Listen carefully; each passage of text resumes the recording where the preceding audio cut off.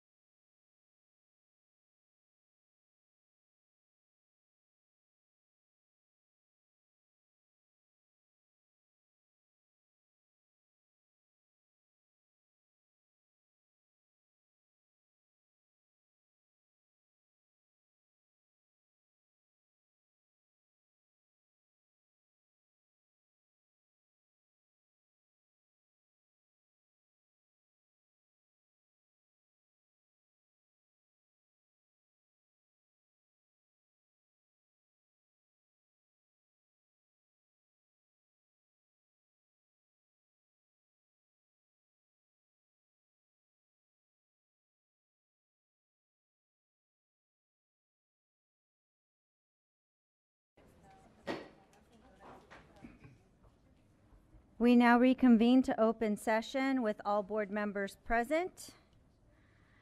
Closed session announcements will be made by Clerk Tamayo. Thank you, Madam President. Government Code Section 54956.9D1, Conference with Legal Counsel, existing litigation in the Office of Administrator Hearings, case number 2024-070378.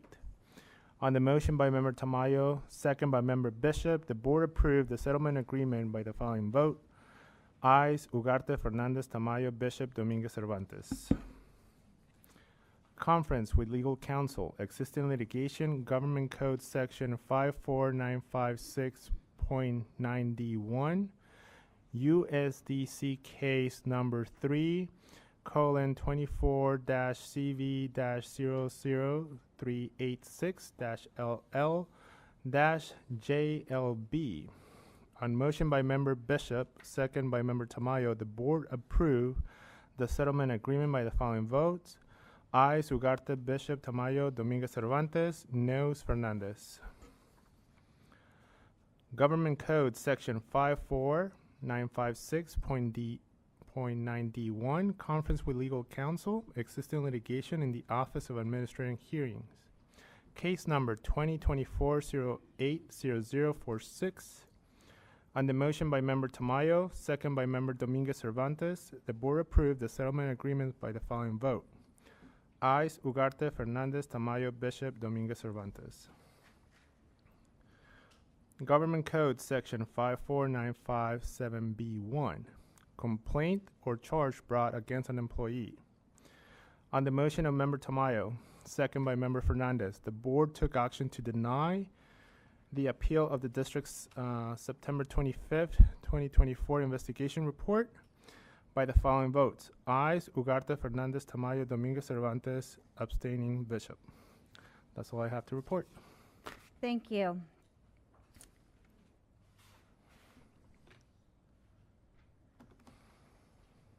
The open session of the regular meeting of the Chula Vista Elementary School District Board of Education is now in order.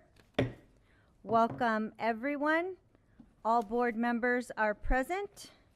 Mr. Romero, if you will lead us in the Pledge of Allegiance, please.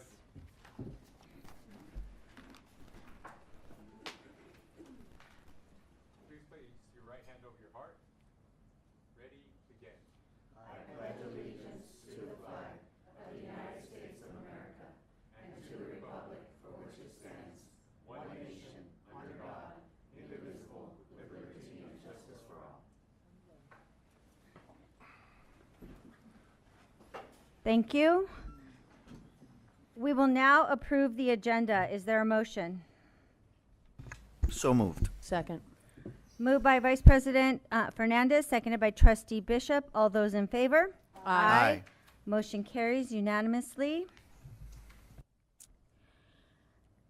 Recognition of Veterans Day and the work of the Chula Vista Elementary School District's military school liaisons. All right, thank you, President Ugarte. So tonight, we would like to recognize Veterans Day and the work of the Chula Vista Elementary School District's military school liaisons. Veterans Day is a meaningful occasion dedicated to honoring the service and sacrifices of military veterans across the United States. The district is proud to not only have employees who are veterans serving our schools and district office, but also we have students from military families across the district. Military school liaisons help support the implementation of military school life counselors at schools with highly impacted military student populations. Our military school liaison works with students and families at 33 of our district schools and 4 charter schools in the Chula Vista Elementary School District. So tonight, we would like to recognize Commander Tristan Oliveira, Executive Officer, and Shannon Masaglia, School Liaison, and Brandon Workman, Fleet and Family Readiness Program Director, all from Naval Base San Diego this evening.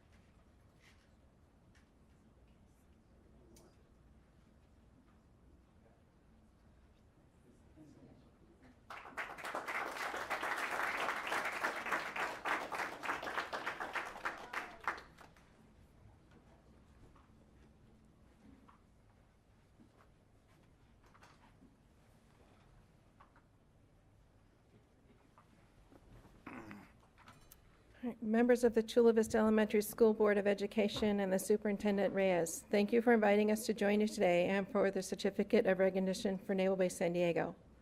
The partnership between the Chula Vista Elementary School District and Naval Base San Diego first began years ago, and together our organizations have implemented several programs that have enriched the lives of students and staff across the district.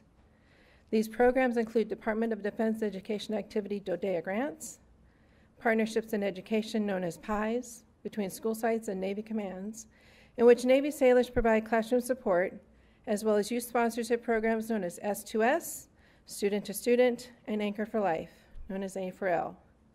Embedding military family life counselors within school sites, and most recently, the Purple Star School Designation selection of McMillan Elementary School.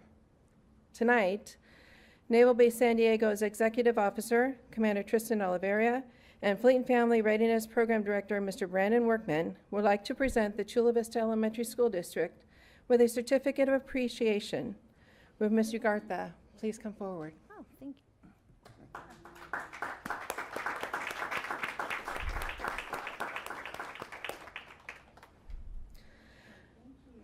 The certificate of appreciation reads as follows.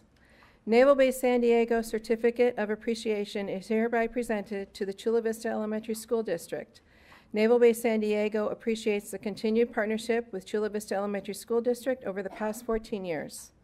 Chula Vista Elementary School District's commitment to ensuring every military child achieves their full potential is inspiring and contributes greatly to the overall well-being of our military families. We look forward to fostering our strong relationship for years to come. Signed 7 November 2024 by Robert A. Healy, Jr., Captain, United States Navy, Commanding Officer, Naval Base San Diego.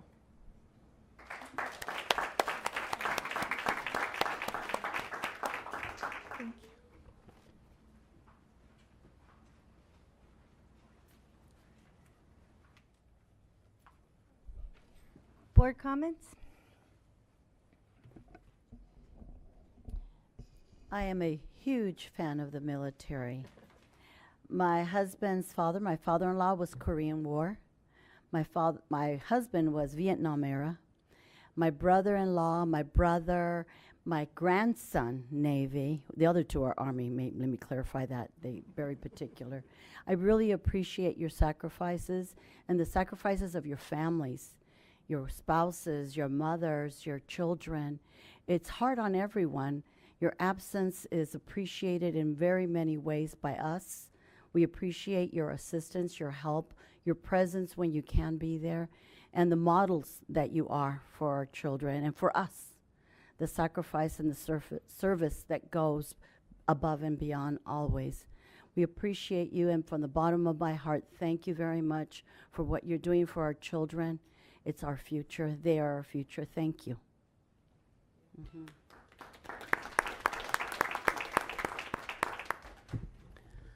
Yes, thank you so much. I also come from a military family.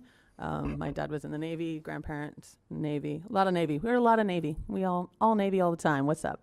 Go Navy, beat Army. Anyway, so I wanted to say how much I appreciated being able to work with you guys and the kindness that you showed us and your partnership, but most of all, just the ways in which you acknowledge the sacrifices, you say, from our families, not just when our service members are away, but when they're home too. There are all these different issues that come into play, and I love that you are there for our kids.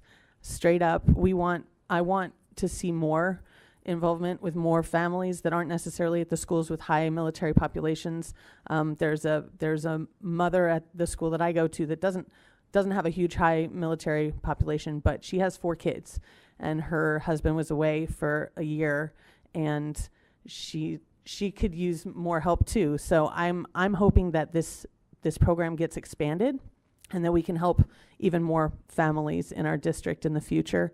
But in the meantime, thank you so much for your partnership. We really appreciate everything that you do for our kids. Thank you. And happy Veterans Day. Mm-hmm.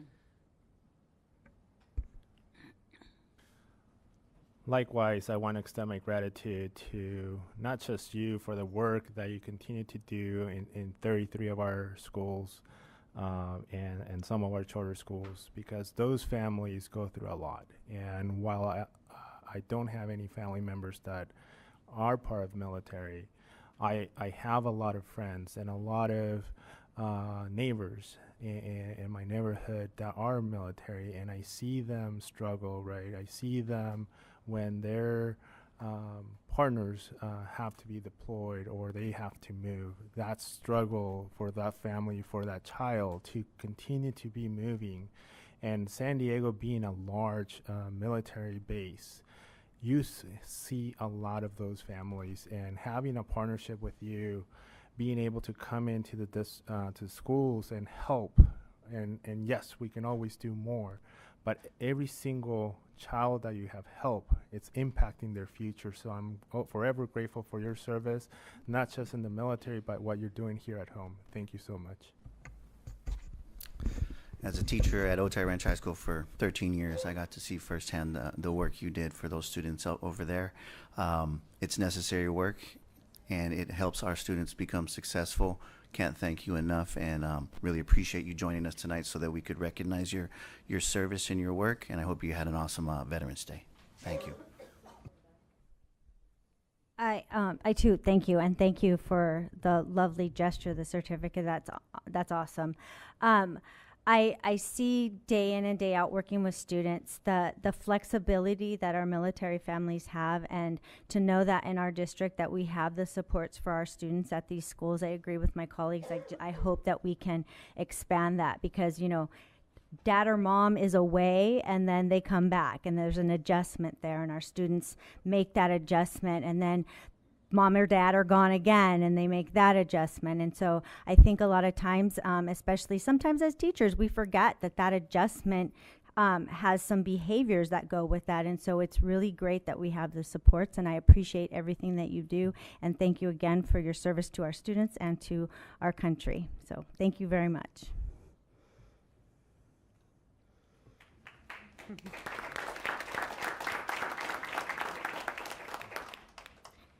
More awards. The Longevity Service Award presentation, Mr. Romero.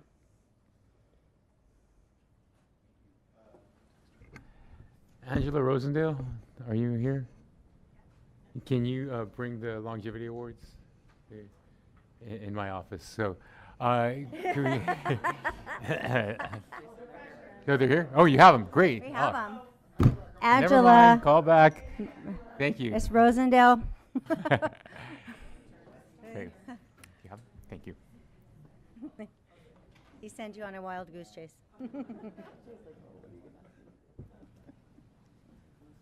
All right. Retry. There we go. So it's my pleasure today tonight to introduce our Longevity Award recipients.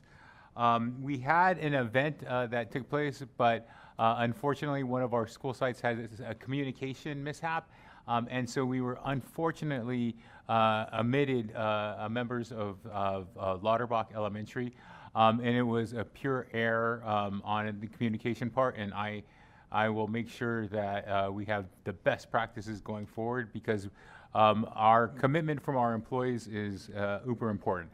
Our superintendent regularly says this is more than just a district, more than a community, but often refers to CVSD as a family.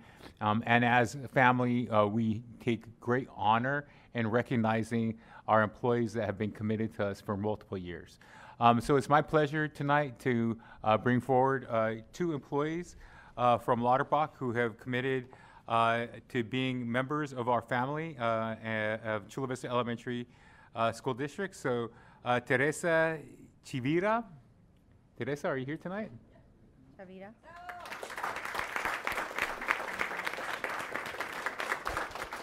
Congratulations on 10 years of service. Felicidades.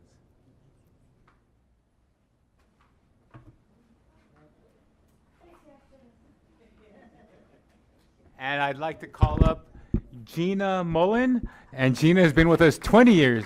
Congratulations, Gina.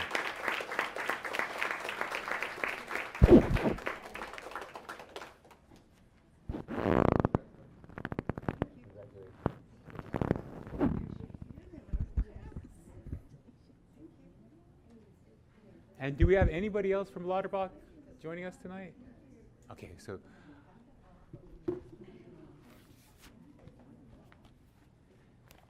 Thank you for your commitment and dedication. We'd love to get a quick picture with you guys. Congratulations.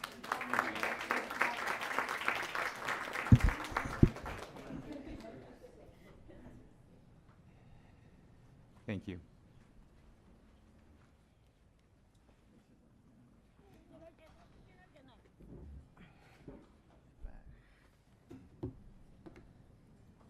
Again, thank you for all of the hard work you do, and congratulations on your longevity with the district. We have more recognition of Chula Vista Elementary School District staff. Dr. Reyes.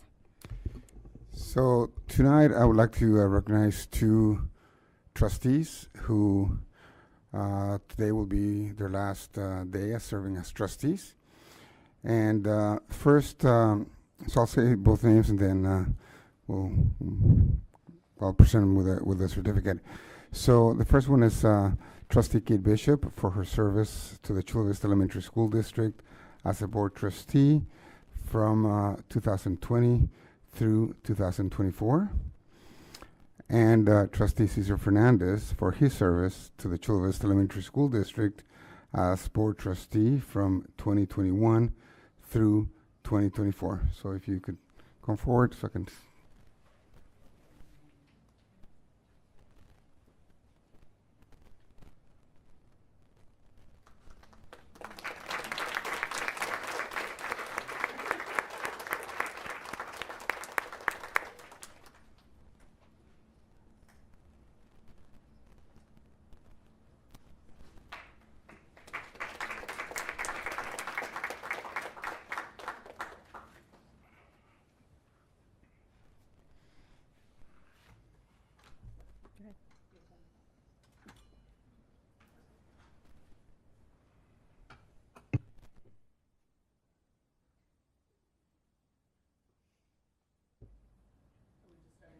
You too. Just you. Just us two. Okay. First of all, I want to say thank you so much to everybody in the district and the community that I got to work with in the last 4 years. It's been a true honor. I didn't want to cry, but I'm gonna, so it's gonna be fun. I want to congratulate Trustee Tamayo on his win and Chula Vista educators on the efforts that they put in on his campaign, their donation of time, talent, and treasure that got him over the finish line. I feel that one of the things I'm proud of, the work that I got to do, is that, oh, thanks. I feel like I was the right person for the time that I was here. When COVID shut down our schools and I got to have office hours and talk to the people in the community who had been scared by all the stuff on the news that were freaking them out, and they didn't know what was true, and I got to help them understand what was coming in the district. When there were attacks on LGBTQ kids and other marginalized communities, I got to stand up for those children. With various legislative issues, I got to fight locally at the state and the federal level on behalf of advocating for education, especially for kids with special needs. And one of the things that I really have appreciated people coming up to me and saying is whether they agree with me or disagree with me, they always knew what I stood for. And I actually take that as a big compliment. And what I stand for is transparency in this district, creating a voice for the people, and making every child feel welcome in our classrooms, period, full stop. There are huge challenges coming, so I might be getting out just in time. Just kidding. There's major budget cuts coming forward. At the federal level, there's a potential dismantling of the Department of Education, and that could adversely affect special education services and language acquisition services. It's going to be a tough time coming forward. And I won't be in this seat helping to make the decisions, but my service will continue. I will always be in this community, and I'm happy to answer questions to community members going forward about education in general or CVSD in particular. Again, I thank you so much for the opportunity, and I appreciate you all. Thank you.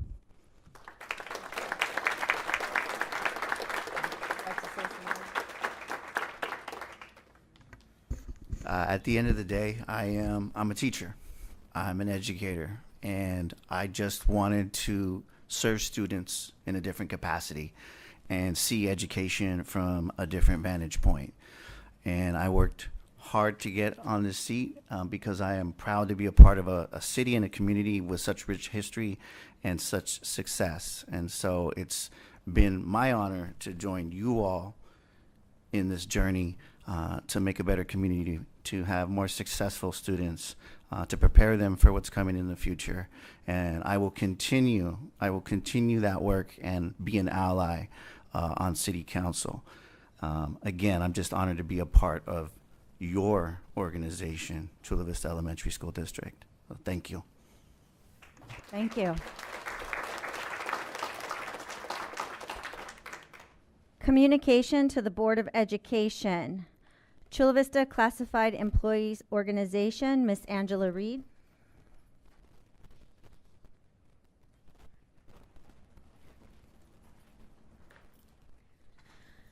Thank you. I would like to say, as a military spouse of a retired naval officer, I'm very proud that we, as Chula Vista, honor and recognize the veterans of Chula Vista. So thank you for that. I also just want to say thank you to the outgoing board members for the service that you provided. It's been an amazing journey that I've been able to work with you, and I appreciate the time and effort that you've put into making Chula Vista a better district than most down here, and I look forward to working with the board in the future. Thank you. Thank you. Chula Vista Educators, Ms. Rosie Martinez.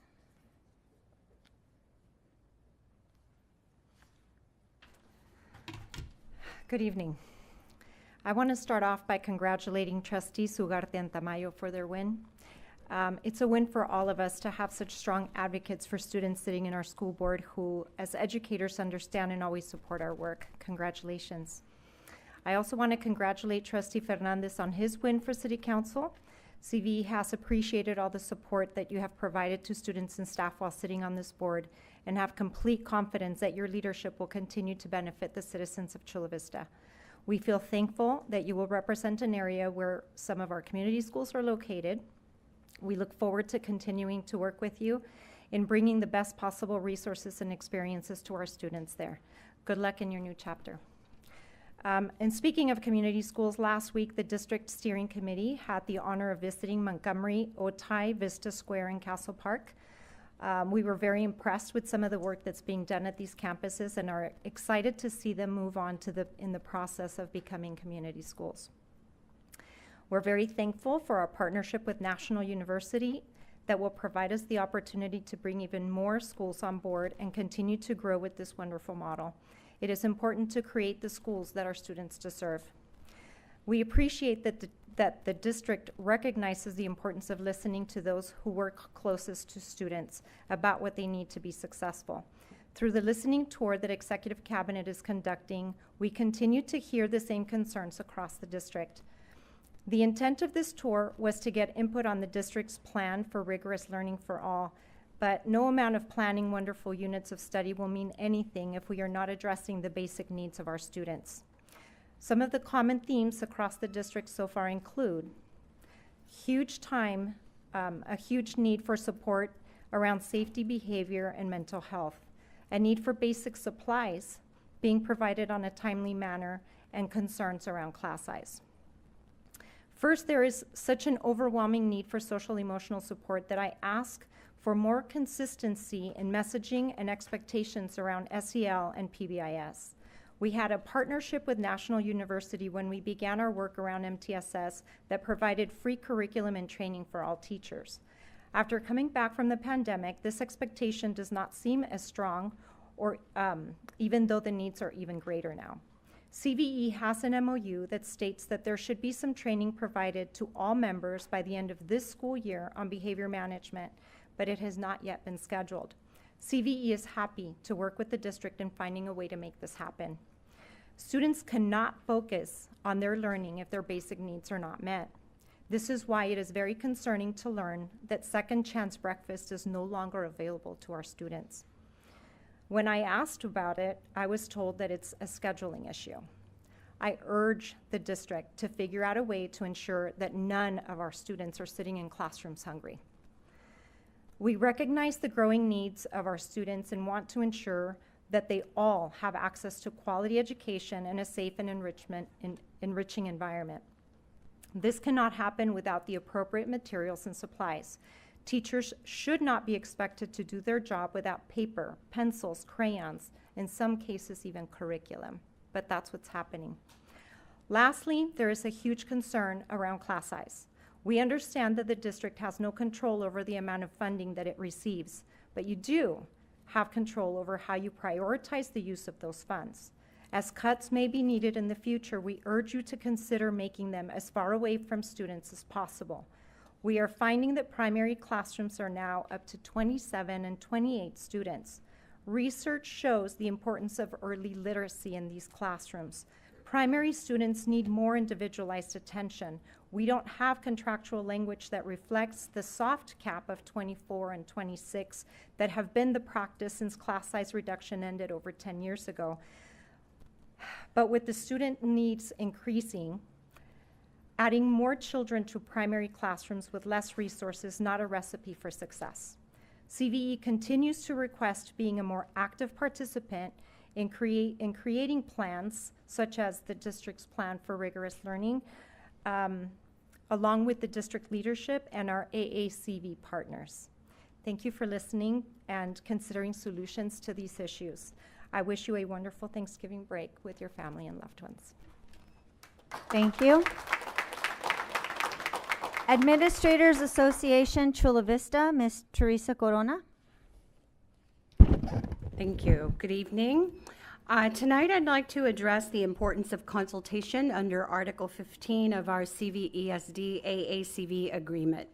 Article 15 is more than just an article in our contract.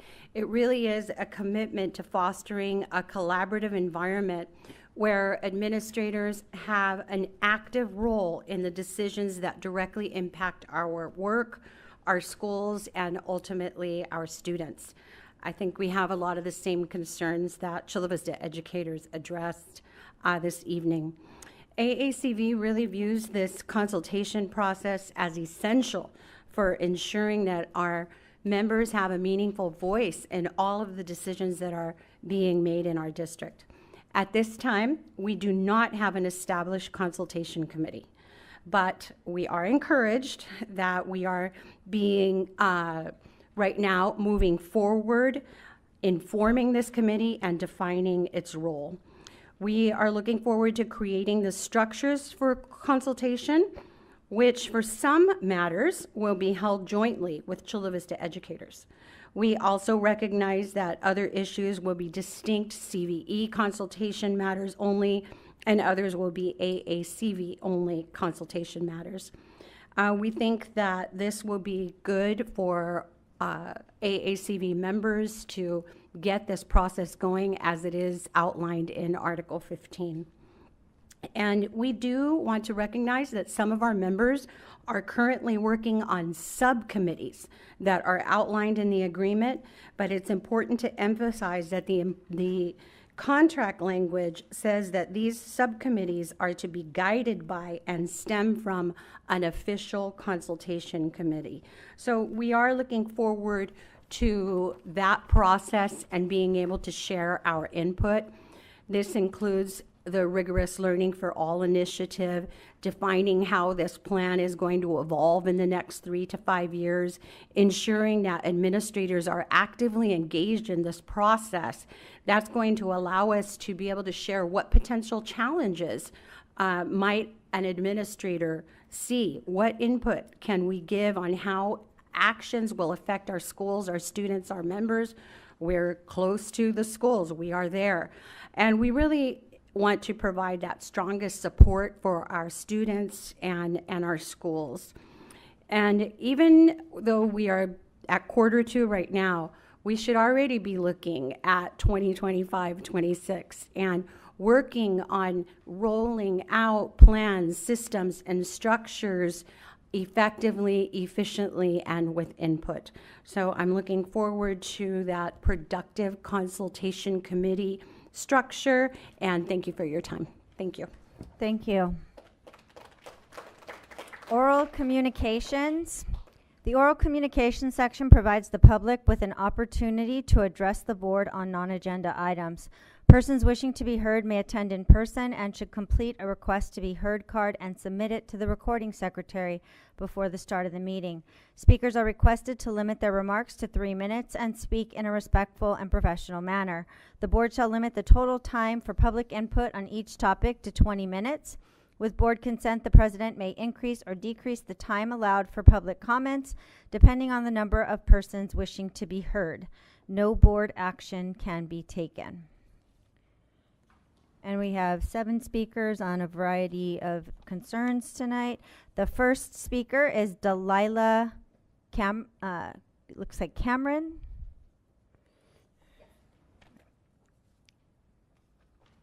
Hi, my name is Delilah Cameron. My child's classroom was involved in a serious safety incident that highlights the alarming security flaws of Heritage Elementary. On Tuesday, October 22nd, around 10:45 a.m., a child's mother entered the school's premises under the pretense that her child was injured and waiting in the nurse's office. With no one monitoring her, she proceeded onto school grounds, crossed a crossway, and entered the classroom, where she verbally assaulted a student and a substitute teacher using profanities and threats. The school was never locked down, and the woman left unchallenged. At 2:15 p.m. dismissal, the students in the classroom expressed fear to their parents, describing the day as scary and that something scary had happened. Finally, at 2:30, a vague email from the school was sent to the parents of the classroom, which corroborated their children's statement of fear. My thing about this is about transparency and accountability. We have sent emails to most of the board members here, and I've been trying to have some kind of response. I've gotten a lot of vague ChatGPT emails that say a lot of words but don't really give any real answers at all. I have to be here to listen about what might happen after this versus being at home with my children at dinner now, which I find deplorable. So I'm very upset about that. Since this happened, our associate principal has been not on campus. She is half-time. I now call my school half-time Heritage. We have a half-time nurse. We have a half-time school counselor. We have a half-time vice principal who, because we don't meet the 800 students, we only get her twice a week. But she's not even on campus right now. So the lack of staff to be able to address the safety and the administrative daily needs of Heritage Elementary is not there. We used to have a 5-person staff, and now we have 2.5. And that's just not enough when things like this happen. The holidays are coming, and we don't have anything to, anybody in there to help. We have somebody right now, the immediate thing was for somebody just to be as a bouncer now. We don't have any buzzer system. She is a half-time nurse, half-time attendance office, and now the first line of sight to these parents that are coming in. So if there is a talk about camera and buzzer systems that are gonna be talked about, hopefully at the safety part of this agenda, I think this is a Band-Aid to a very systematic issue for the district. And my children should not be scared going to school. And the fact that nobody had even said anything and that the kids had to be the first ones to tell us is very sad to me. So I'm just awaiting the district's response to my emails. Thanks. Thank you. Yvonne Wright.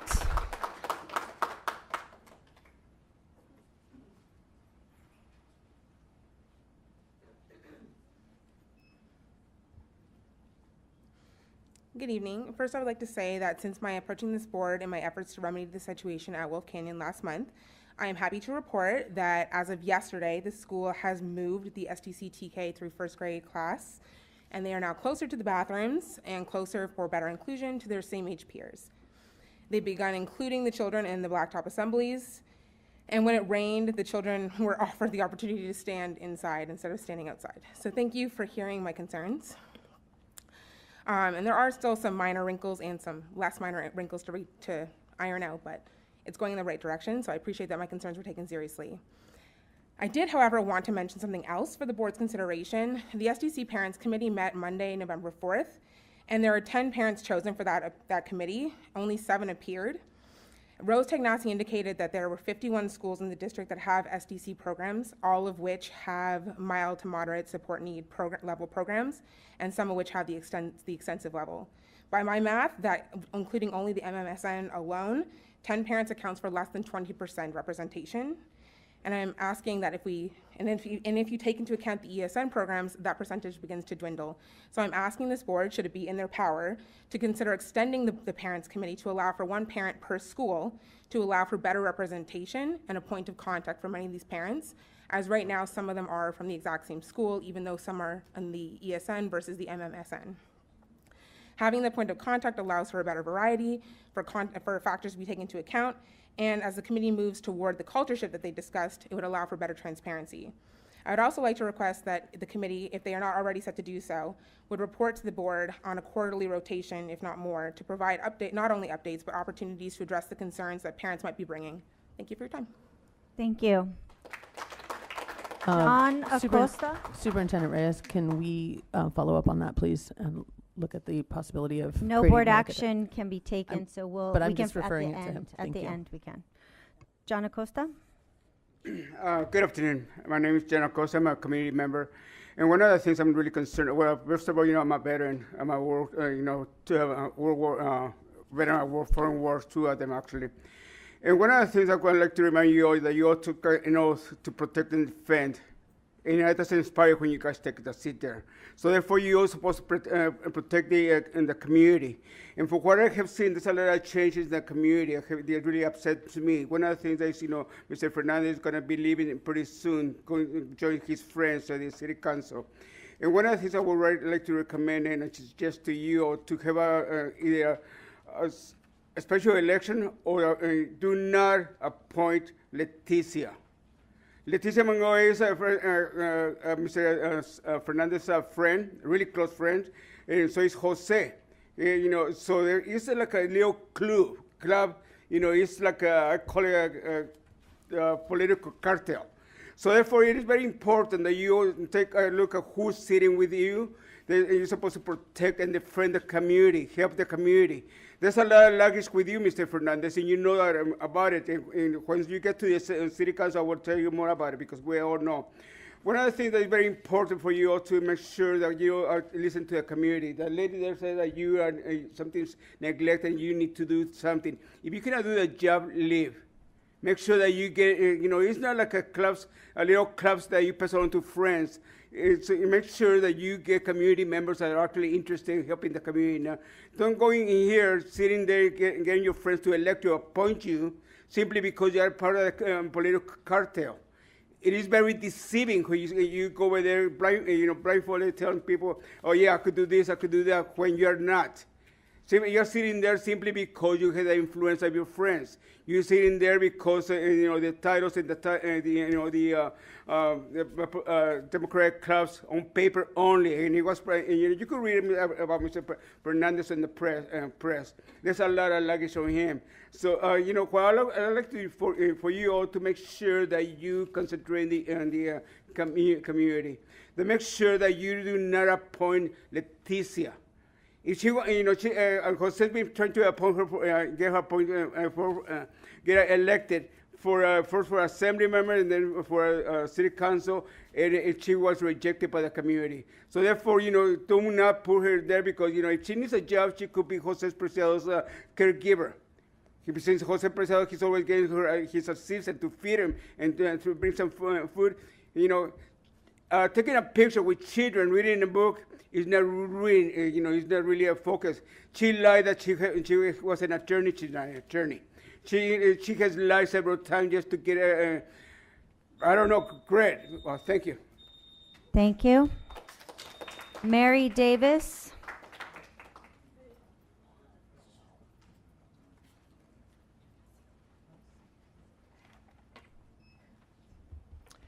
Hi, good evening. Mary Davis here. So first of all, congratulations to those of you who won your respective races, regardless of whether you stay here or go on to other offices. I encourage you to always prioritize the people over any political party or partisan politics. Also, congratulations on your bond appearing to have passed well beyond the needed margins. But with that comes great responsibility and stewardship. I encourage you to use equity as a means of opportunity also for non-union contractors. And I'm bringing this up because I saw at Sandag, the Black Contractors Association was frozen out. And so opportunity means equal opportunity for everyone, not just union jobs. Please remember those contractors that were left behind. Also, the concept of stewardship carries over to the best and highest use of all monies, including Title I funds, which I recently became aware with at Cajon Valley. So for those not familiar, Title I funding is directed at low-income students who are disadvantaged in public schools. The intent is that with extra support directly from that money and that funding, that those children could meet the higher academic standards. It's supposed to be used, Title I, through targeted assistance program directly and solely for the low-income students, or if the school receives it, that the whole school can use those funds to reform the entire educational program. However, far too often in my watchdogging, I've seen those funds siphoned off or squirreled away and not used for the very students they are supposed to use. So please make sure that you're auditing and using that money appropriately.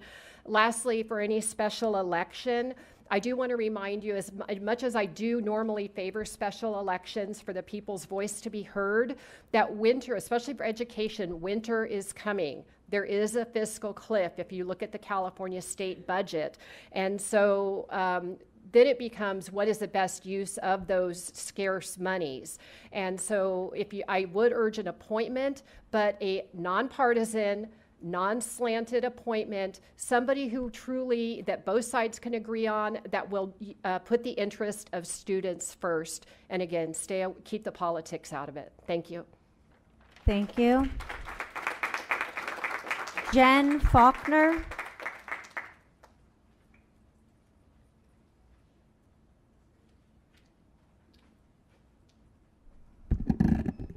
Hi, my name is Jen Faulkner, longtime Chula Vista resident and proud parent of a student at Chula Vista Hills Elementary. I'd like to say a quick thank you to the school board, as I see a lot of familiar faces here today due to a recent honor our school received. The first ever elementary school in Chula Vista to earn the School of Excellence Award. This national award recognizes administrators, teachers, staff, and parents who work together to support their students. Our very own mayor, John McCann, compared it to winning the Super Bowl and said that our principal, Aaron Magnan, was comparable to Coach Andy Reid. While I don't follow football, that metaphor still resonated with me.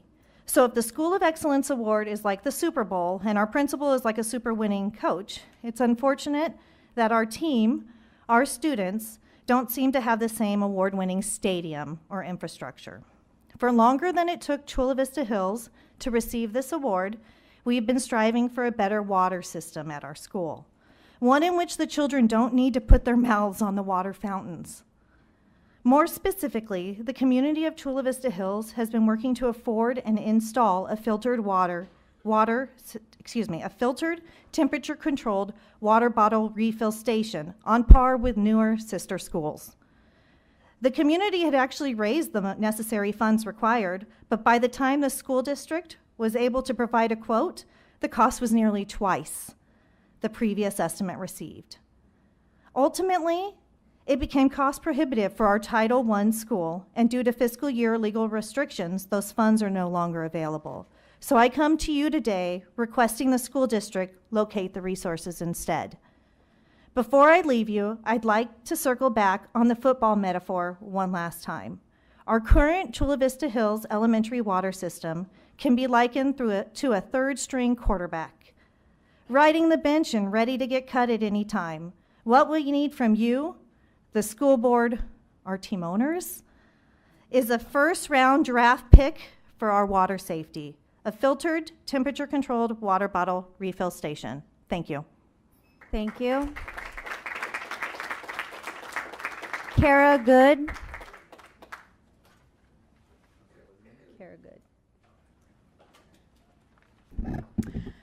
Ms. Bishop, Mr. Fernandez, thank you for your service to the district. Superintendent Reyes, board members, and cabinet members, I want to express my appreciation for the security provided at Liberty during the general election, including a single entry exit point for voters, porta potty bathrooms for voters, and security during the students' lunch hour. However, I would still encourage the district to make voting days professional development days in the calendar for 2025, 26, and for the following years. I voted at Liberty and found that there were 2 sets of double doors that provided easy access to the campus. In addition, during the LEAD program after school, there was a voter that mistakenly walked on campus. With 88% of votes coming through mail-in ballots over the last 2 years, according to the Secretary of State's website, as of March 2024, why do we have 235 vote center locations in the county of San Diego, including 98 K-12 schools/college campuses, according to the San Diego Vote brochure? According to CNN, there have been at least 58 school shootings in 2024 as of October 15th. And according to Campus Safety magazine, school shooting threats continue to skyrocket. In our district alone, where my children attend, there are 10 sites designated as vote centers. Although I understand that the district is required by law to provide requested schools as voting centers, I continue to refer to Election Code 12283, number 3. When allowing use of a school building for polling places or vote centers, the governing body may continue school in session. A, designate the day for staff training and development. B, or C, close the school to students and certificated employees. I corresponded with State Senator Padilla's office and spoke with the Secretary of State's office, who filed an elections complaint on my behalf. I'm requesting that the district set voting days in November and March as professional development days in the calendar for the upcoming school year 2025-26 and thereafter. Thank you for your time and your efforts to make our schools and CVESD safer. Thank you. Gloria Cielo, Cielo, about the Valley Vista soccer team? Okay. All right, thank you. Oral presentation and written reports. We have the district safety health update. Mr. Romero.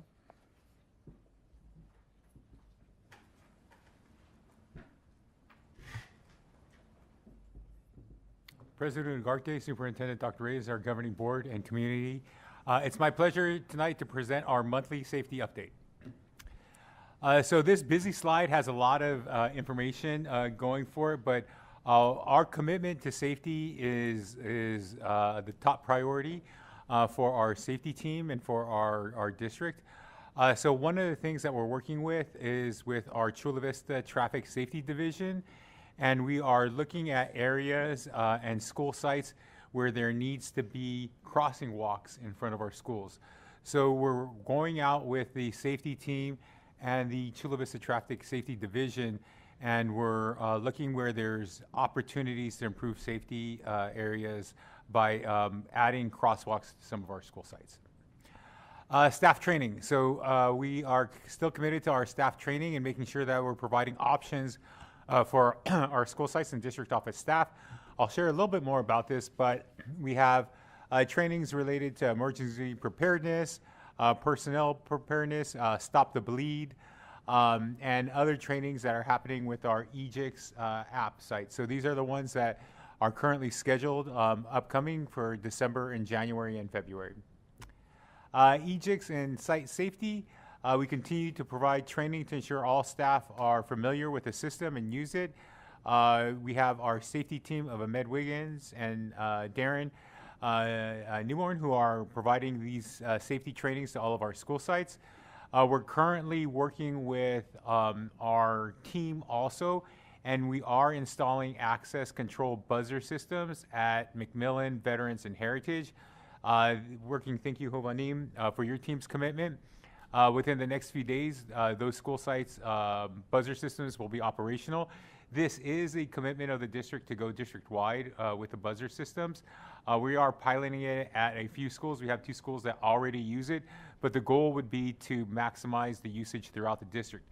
Some of the things that we need to consider are location of the buzzers and access points to see who's buzzing in.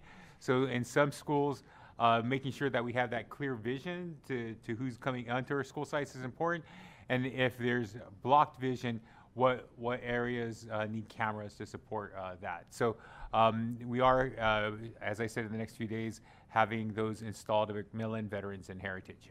The camera project, so our final 20 schools that need cameras are going to be having cameras really soon. We have a request for proposal out there where we're having companies compete for the opportunity to work with our school district. We've met with all union representatives, and we wanted to make sure that they feel comfortable with how the cameras are going to be used at school sites.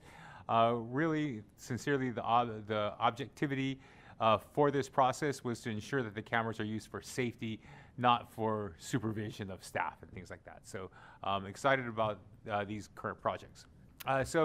We did have a parent today talk about the incident that occurred at Heritage Elementary.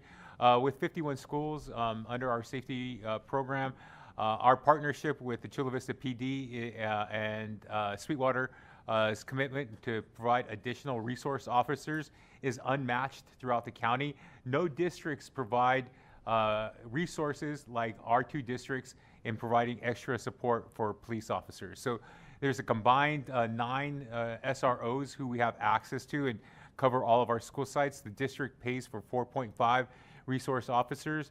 We have 2 dedicated safety team members. We went from 0 2 years ago to 2 currently.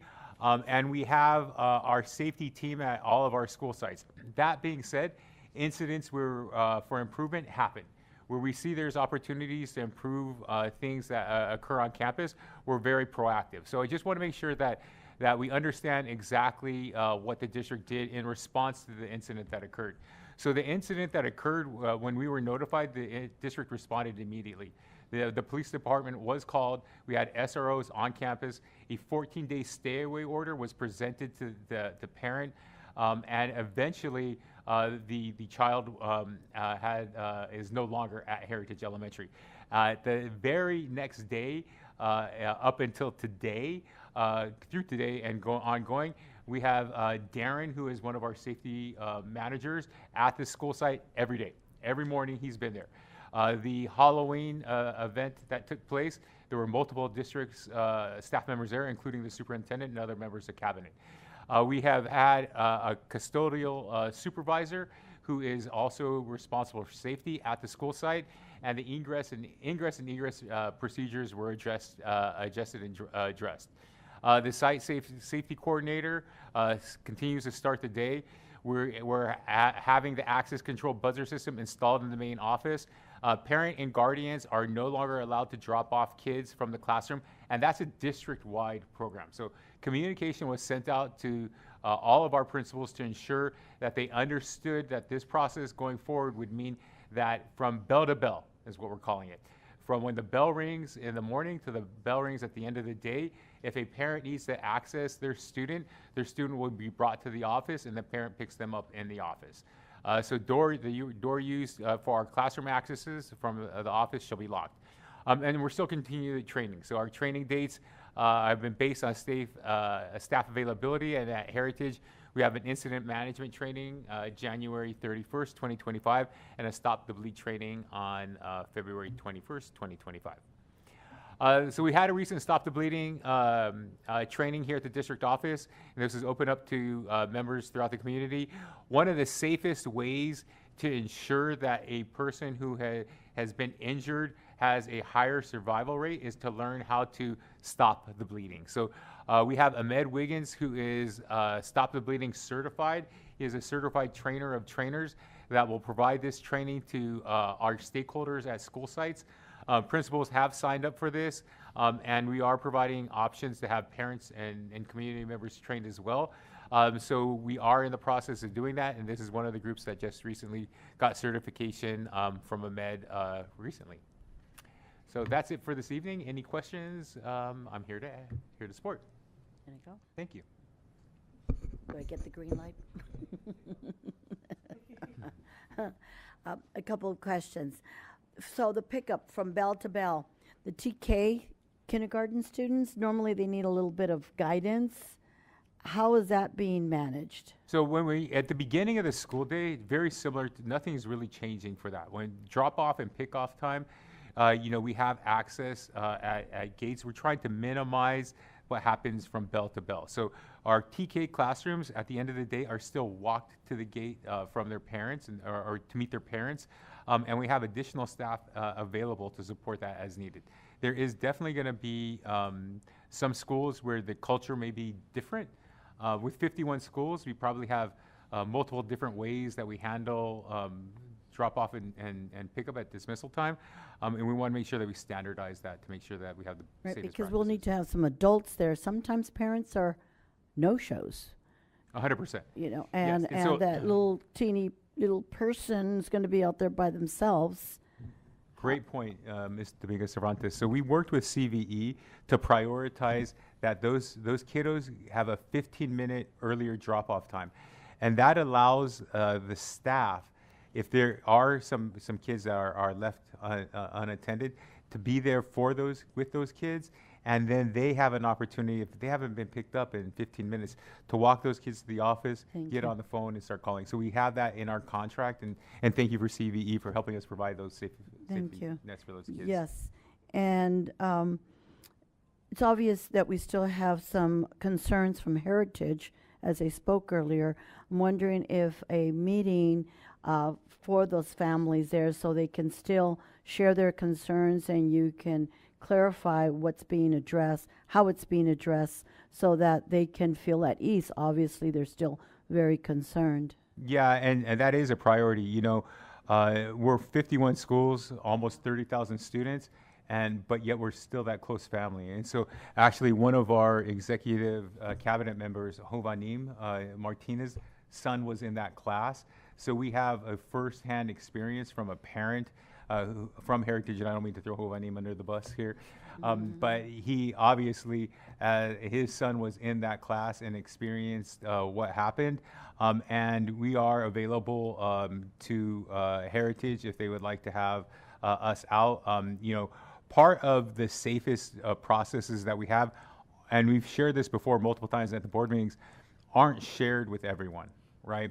There's a process to provide that information in a timely manner, and we want to make sure that we do that.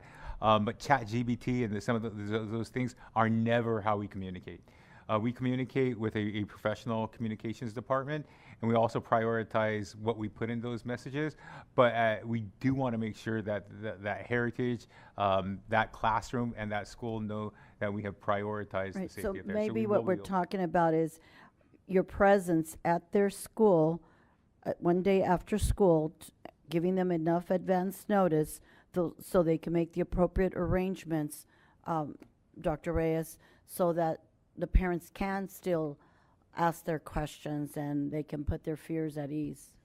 Yeah, so Ms. Romero, if we can coordinate with the principal to have, well, actually the principal there, but also district staff, and to have some kind of a forum where parents are make it available for parents to go and share their concerns, but also for us to be able to provide them with information of things that we are doing.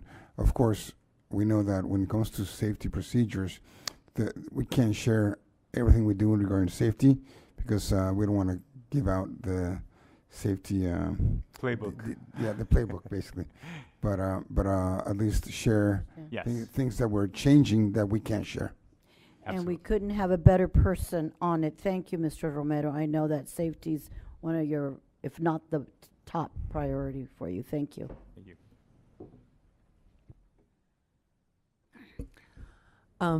I don't have questions, but I wanted to say thank you so much for this safety presentation and everyone that you've given since it became a forefront of the work that we're doing in the district to prioritize safety. And it is my greatest hope that we continue to do these safety presentations monthly so that the community can be reassured about the work that we're doing. Thank you, Kate.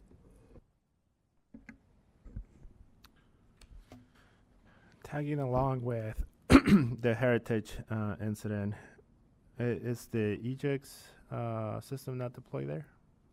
Yes, it's the EJIG system is at all of our school sites.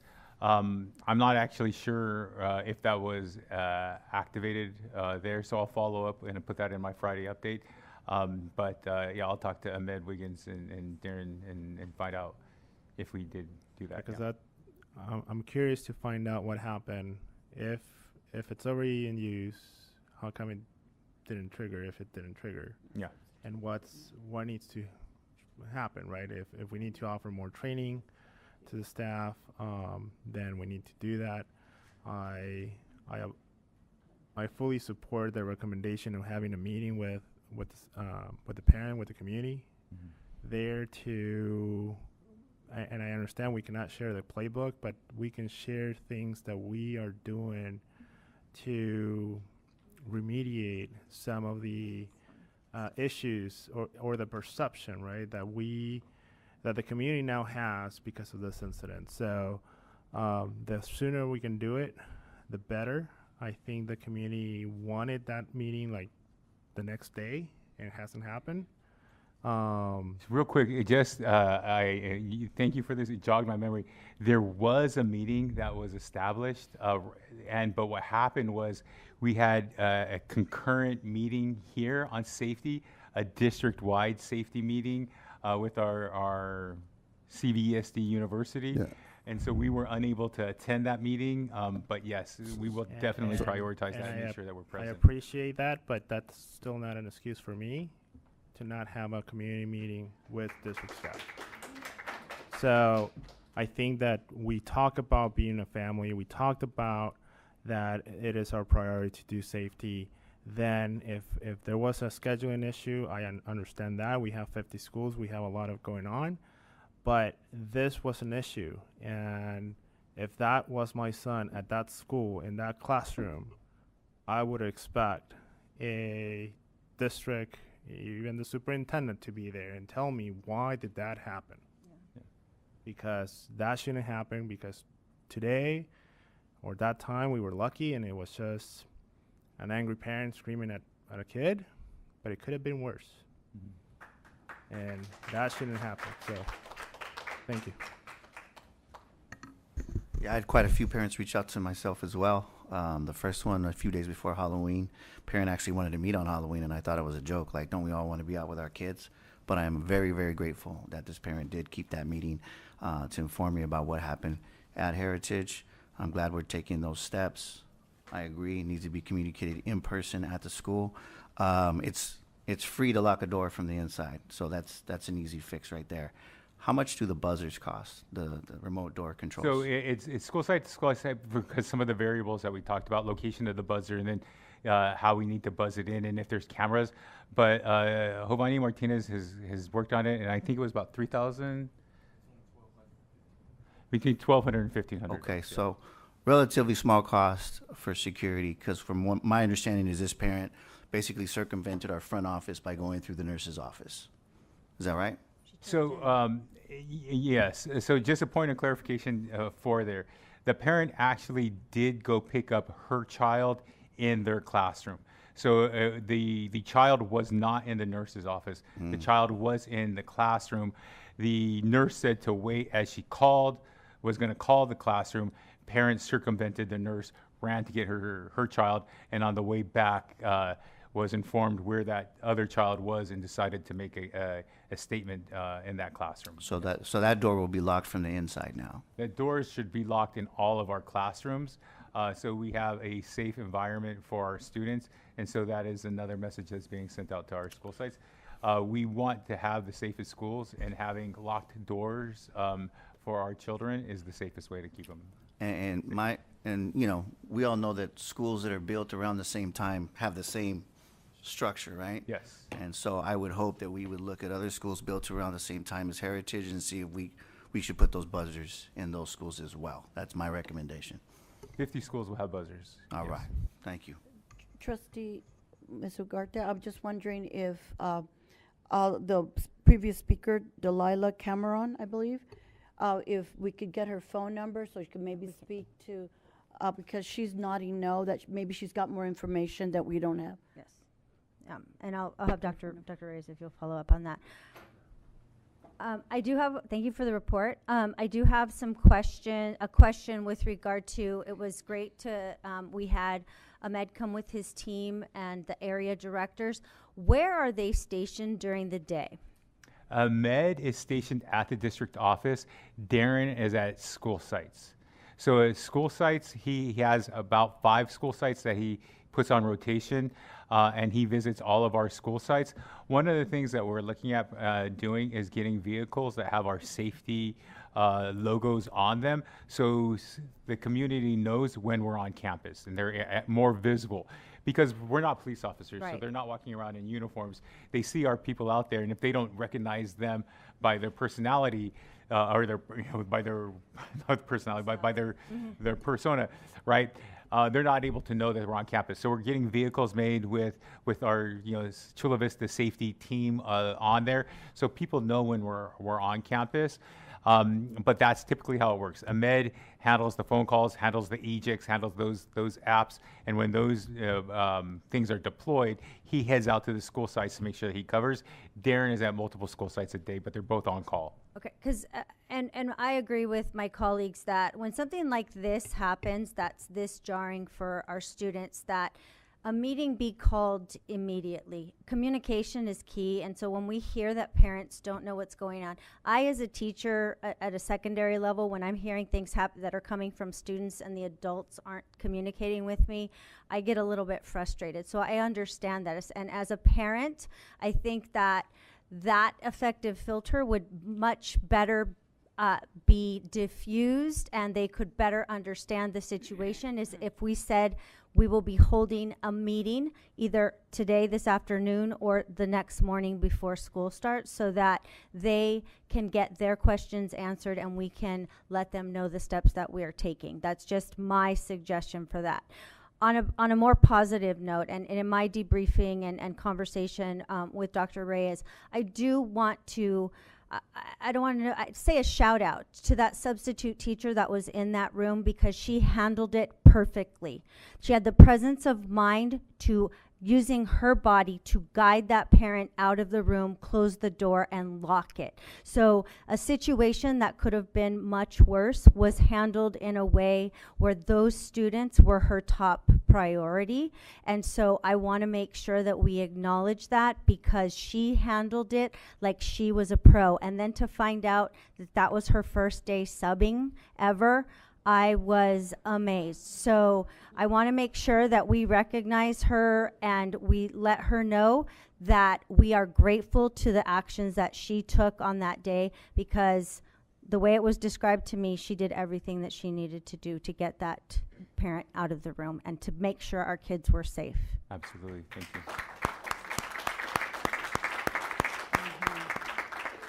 Thank you.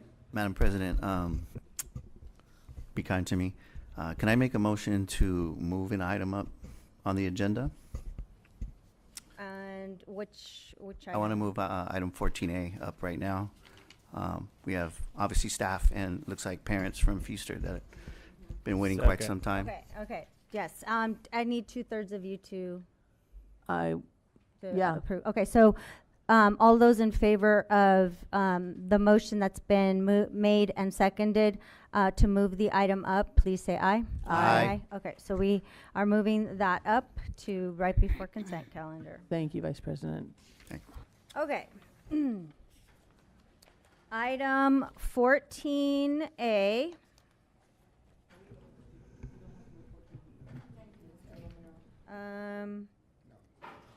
Just the A. Okay. First reading, approve the Mayell Feaster Charter School petition renewal for the period of July 2022 to June 2027.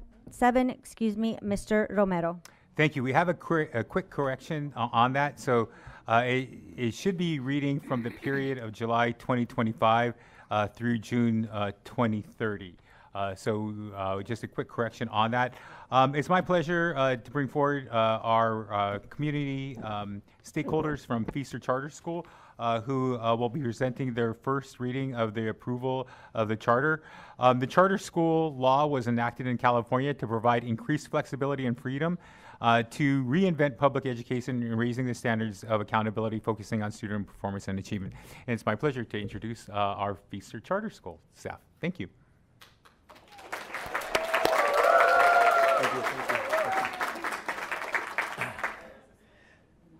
Good evening, Superintendent Reyes, members of the CVSD Board of Trustees, Feaster Charter staff, and the Chula Vista community as well.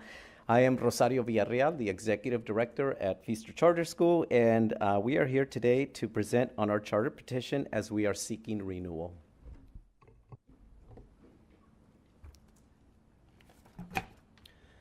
Feaster began as F Street School in 1950. In 1997, it was transformed into what we now know as Feaster Charter School, making it the second charter school in Chula Vista, I believe charter number 120 at the state level. In 2012, in response to community requests, the school expanded its offerings by introducing a Spanish dual language program and adding 7th and 8th grade classes to better serve the Feaster community at the request of parents. Feaster takes pride in serving the community it resides in. In 2021, we unveiled our new sports field. And in 2022, we received the California Community Schools Partnership Grant. As a result, Feaster now offers a strong enrichment program for all students, a sports enrichment program for all students, along with various access and professional development learning opportunities for our parents and community.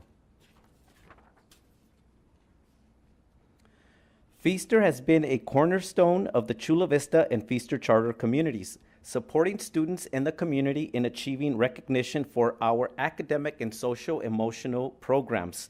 Notable achievements include our National Center for Urban Schools Transformation recognition in 2022 and the PBIS Gold Implementation Award received in this current year, 2024. The charter renewal process has taken 2 years and involved contributions from all educational partners, including parents, students, staff, and the community. Additionally, we collaborated with our Community Schools Listening Project, which personally contacted 61% of our families through one-on-one phone calls to gather input. Over 560 families, by the way, 560 phone calls that were made, direct phone calls. The charter renewal petition has been developed by an active charter renewal committee. The team carefully analyzed all community input to ensure that perspective of all our educational partners were considered and prioritized. This process helped identify initiatives that continue to benefit our students and the broader Feaster community. Examples of these initiatives include expanding our after-school math tutoring program and ensuring that all our STEAM Mind Labs teachers are highly qualified and credentialed. The charter comprises of 15 elements and includes updates on 9 key ideas shown on this slide. Of these, 7 key ideas are new, while 2 are carried from the previous charter. Most updates focus on legal compliance and have been reviewed by our legal counsel to ensure adherence to the educational codes and charter regulations. Two noteworthy revisions include the addition of career and technical education programs to improve accessibility for our students and an introduction of a school director to oversee our instructional services and supports program. In this section, our legal counsel confirmed that our charter includes the following affirmations and declarations. CVSD is our sole employer as we are a dependent charter of the district. And Feaster Charter School is a public school that welcomes all applicants without prejudice. The COVID pandemic significantly changed the needs of communities, students, and staff, prompting schools like Feaster to adapt by enhancing their support for social, emotional, physical, and mental health well-being programs. In response to these changes, Feaster has adopted an equity statement that pledges to create a safe, compassionate, and inclusive environment dedicated to providing opportunities for everyone. Feaster serves a vibrant community with hopes and dreams similar to those found in other school communities. A significant number of our students are classified as unduplicated pupils, Title I, Hispanic, and nearly 60% are English language learners. Feaster Charter School is dedicated to providing a culturally relevant education that incorporates STEAM and fosters a career, curious culture learning environment to engage our students and families in meaningful, relevant learning experiences. We remain dedicated to student excellence through decisions that are informed by data and focused on student needs. Our LCAP goals emphasize the importance of addressing students' academic requirements. An example of one action on the LCAP is investing in a strong team of 3 impact literacy teachers. This team of teachers provide tailored support to our students who need it the most. Additionally, we aim to reduce our chronic absenteeism rate from the current 12% to under 10% this year. That is going to be down from 27.6% last year. Students need to feel safe and be present in order to learn. Feaster's commitment to shared decision-making and inclusive governance promotes professional development initiatives tailored small group instruction, which are informed by feedback from our educational partners. This particular strategy strengthens our teaching community's dedication to the accountability measures established by state and local metrics and assessments.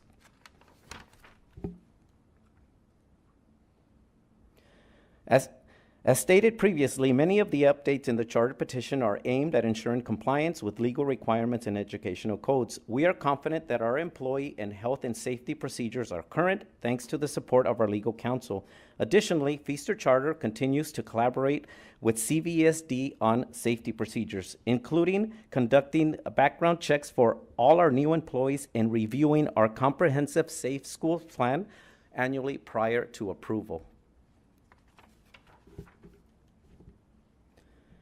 As schools across the city and state are facing declining student enrollment, Feaster Charter is committed to ensuring that admission requirements do not pose a barrier to enrollment. We have hired a family engagement specialist to support our families' needs. Feaster is currently the largest populated school in the district with 1,108 students. This is particularly important because Feaster is unique in that as a charter school, it primarily serves the students within the attendance boundaries established by CVESD. Additionally, we implement restorative justice practices to minimize suspensions and are prepared to collaborate with CVSD and the county if any expulsion cases arise, although we have not had any such cases in recent history. As a charter school, Feaster remains a school of choice, allowing students within our enrollment boundaries the option to attend other Chula Vista Elementary School District schools through the zone transfer process. Element 13 introduces a change to our evaluation process, extending the evaluation cycles for our veteran teachers to acknowledge their dedication and hard work. Our teachers are the backbone of Feaster Charter School. As part of the final elements of the charter petition, Feaster Charter School has an established resolution process to address and resolve any uniform complaints that may arise. Additionally, there is a plan in Element 15 outlining steps to be taken in the case of the charter's closure. Feaster Charter School is committed to ensuring student success. We have strengthened our social, emotional, physical, and mental health supports in response to the challenges posed by COVID. Additionally, we are now focused on improving Tier 1 instruction and providing targeted Tier 2 small group interventions. We are particularly proud of the positive outcomes for our English language learner students on the LPAC. Furthermore, our math performance data for 2 significant subgroups, Hispanic and socially economically disadvantaged students show that they exceeded the state average by 12.6 and 7.9 points, respectively. According to the dashboard data, Feaster is classified as performing on the middle track, a status similar to 3 out of 4 other charter schools in the Chula Vista Elementary School District. Here we are presenting our multi-year projected budget, which extends through 2028 and has been developed in collaboration with the CVSD Budget Department. Thank you to Mr. Mark Pong and Lisa Waller for their help on this. Feaster remains financially sound while offering a wide range of services and resources for our students, staff, and the community. By the end of 2028, we are projected to have an estimated reserve of $5.6 million.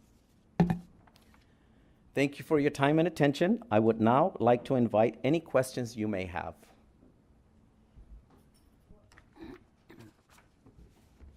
Board questions or comments? I do. Thank you for your bravery. Appreciate it. Thank you.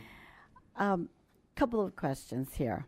So 82%, over 82% are Title I students, right? So you get a little bit more funding to help support the academics, right? So we have a lot of schools in our district, not just charters, that are not performing where we would like them to be. And I do realize that it's difficult for teachers to teach their year curriculum if they're 2 years behind. So when do you ever get to teach your curriculum when you're trying to catch them up and bring them up? I understand those dynamics, but you also mentioned that you started an impact literacy program. When and how is that effective? Because if they can't read, they can't learn. So tell me a little bit more about your impact literacy program. So we have 3 teachers that were hired as impact literacy teachers, and they provide support to each grade level band, K through 2nd, 3rd through 4th, and all the way up to middle school. They work with students who are identified by our teachers who need the most support, who are those 2 or 3 years behind, so that they can help them catch up. And we are committed to supporting this program for the next 3 years on the LCAP. When did you start this? We started this program 3 years ago, actually, as we were coming out of the pandemic, and we were learning how to develop the program to better inform the needs of our students and provide professional development for those teachers, and they are continually being developed professionally. What's the feedback you're getting from your teachers or even your test results? Well, this was something that was recommended by our stakeholders that we continue to have because they see the benefit in it. Our students who do see our impact teachers, we're analyzing the data. We're not where we want to be right now, but we're definitely working with them to collaborate further with our teachers so that they can better understand and support our teachers as well. I'm also in conversations with our leadership team to see how our impact teachers can also support our teachers in the foundational literacy skills that they're teaching as well, so that our teachers can support students in the classroom. Well, you being a charter, you have different types of liberties to do in your school, something different that some of the other non-charter schools are doing or not doing.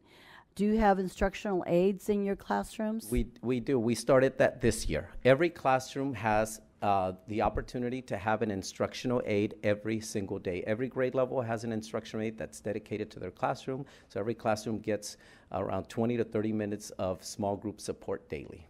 You said opportunity. That's a trick word. No. Every it's a schedule. We have a schedule where every teacher has an instructional aide coming into their classroom daily. 20 to 30 minutes? Yes, and the intent of that instructional aid is to provide small group support to our, what we call our LCAP students. All right. And behavioral issues, what's your experience in your classrooms? I can tell you that we were challenged up until the end of last year, where we had referrals that were unfortunately coming out of the woodwork. Let me just say that we worked in the last 2 years to rebuild our PBIS team. It's been rebuilt. We were recognized and we were awarded the Gold Implementation Award this year for that. We have reduced our referrals from last year to this year by half. Okay, and those referrals majorly were happening out on the playground when students, were supervised by our noon duties. So we've also provided professional development to our noon duties as well, so that they can better support our students. And do you have a mechanism for your teachers to tell you or share with you or request from you, we would like this or we think this will work? Do you have that mechanism? We do. We have, teachers have collaboration weekly with their grade level peers to first address concerns with academics and then plan. And we also have opportunities for our teachers to engage in our operations meetings that we have monthly, where we share updates. We have our opportunities to engage and meet with our administrators. I have an open door policy. My staff knows that. My door is literally always open. So we do give our staff those opportunities, and we are available to support them. Teachers are also able to send us any email at any time, and our response time needs to be within 24 hours. And that's the goal that we're continuing to work on. Mm-hmm. And you do the same as some of our regular other non-charter schools, where you go in and visit your classrooms and observe your teachers in action? I am in the classrooms daily as an executive director. I bring my laptop, I sit in the classrooms, I do my work there to stay connected to student learning and to understand what teacher needs are, and as well as student needs. And then I reflect with my admin team to ensure that they're aware of what our needs are, and that I am in the classroom observing and also keeping an eye out on our students. Thank you. You're welcome. And I do believe I saw the Best Beauty and the Beast program. That was amazing. We have an exemplary theater program, and we welcome all of you, and we will invite you again in the spring for our next upcoming show. It was the best, Thank guys. You. Thank you. Thank you. Appreciate Thank you. it. You're welcome. Thank you for your presentation, and thank you so much for your hospitality. When I visited Feaster recently, hello, I have an idea. So my notes are like my ADHD brain, so they're kind of all over the place. So the first thing that I wanted to say is I really love the proactive and outcome-oriented equity efforts that I see present in your new charter. I think that's really something that we can learn from, to not just say, yes, we support equity, but to actually have outcome-oriented work. And so I congratulate you on that. I loved seeing the Mind Labs stuff. It was really cool, and seeing how that affected our innovation stations and how we kind of worked with you guys to get inspiration. It was really great to visit and see that, especially that robotics lab with that that really creepy toddler that talks to you. Robotics. It was very cool though. Okay. So here's a question: the middle track. Why are we on middle track? Why is it that you're on middle track? Middle track. Let's say four of the 5 charter schools in Chula Vista are on middle track. Yes. We're on middle track because of our data from the dashboard, looking at the 5x5 grids. It's depends on the movement that happens in student progress year to year. There's a lot of metrics that go behind it, but this year again, we have been classified as a middle performing school based on our dashboard data. Okay, and I know that so what specifically is different from what you're doing today versus what you were doing last year in response to that data? So we have a rallying cry. We are working around a book by Patrick Lencioni that our leadership team is working through, and a rallying cry.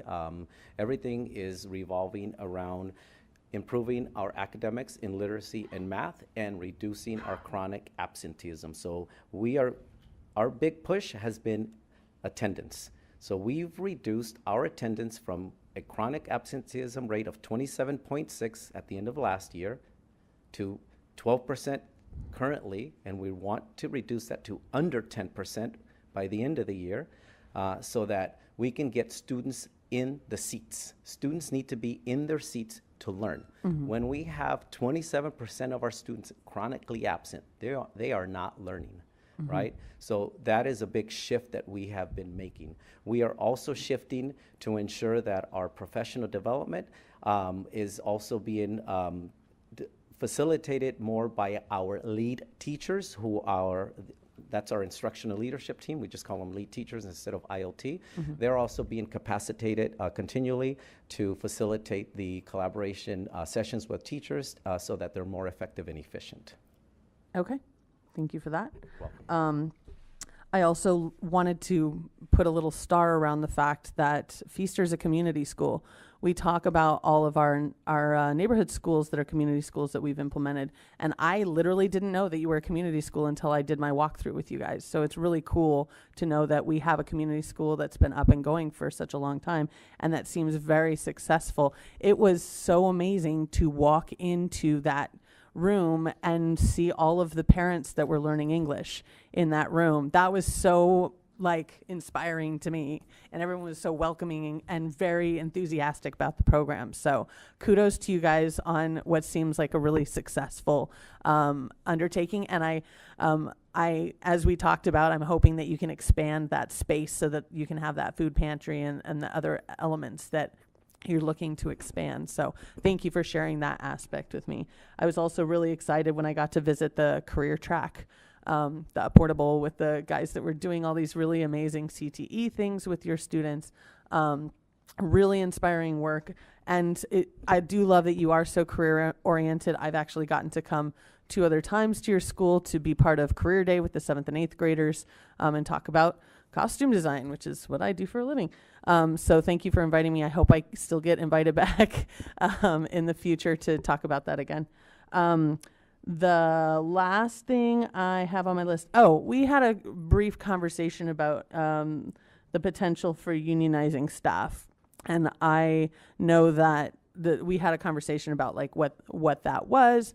And my question is, what kind of staff input have we had around that issue in the last, couple years? And has anyone put forward the idea of unionizing the staff? It has not been a topic of discussion at Feaster Charter School since I've been there 4 years now. We continue to ensure that we prioritize the needs of our teachers. We continue to ensure that one of the things that we are committed to is to continue to ensure that our class sizes do remain lower at 23 to 1, 31 to 1 in 4th through 6, and 25 to 1 in middle school. That is a commitment. We've also made the commitment to our teachers by revamping our evaluation protocol and system to really acknowledge the hard work that they do. So if veteran teachers that are that have made their through their probation, they are evaluated every 3rd year. Veteran teachers that are have reached their 10th year of teaching at Feaster Charter School, they will be on a 5-year evaluation cycle. So we are continually ensuring that our teachers are valued. We are providing our teachers with resources that they need in the classroom. We are providing our teachers with the professional development that they need in order to be successful in the classroom as well.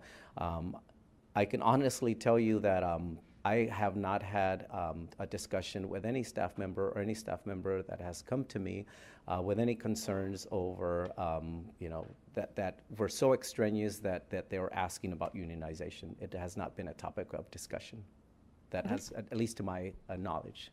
Okay. Thank you for that. And also, I wanted to do a shout out to the musical theater group. I really enjoyed getting to attend that with my daughter. She's a big fan of the Feaster musical theater program, and of course, I also got to interact with your theater folks. I can't remember. She came to the arts I'm the chair of the Chula Vista Cultural Arts Commission, and she came and is very excited to see how Feaster can work with the city of Chula Vista to try and get more arts involved with our kids. So that's an exciting partnership that I hope that we can push forward in the future. Anyway, thank you so much for your presentation. It was great to see all of you, and we very much appreciate all of the Feaster folks that are here to support this effort. I'm going to pass the mic. Thank you. I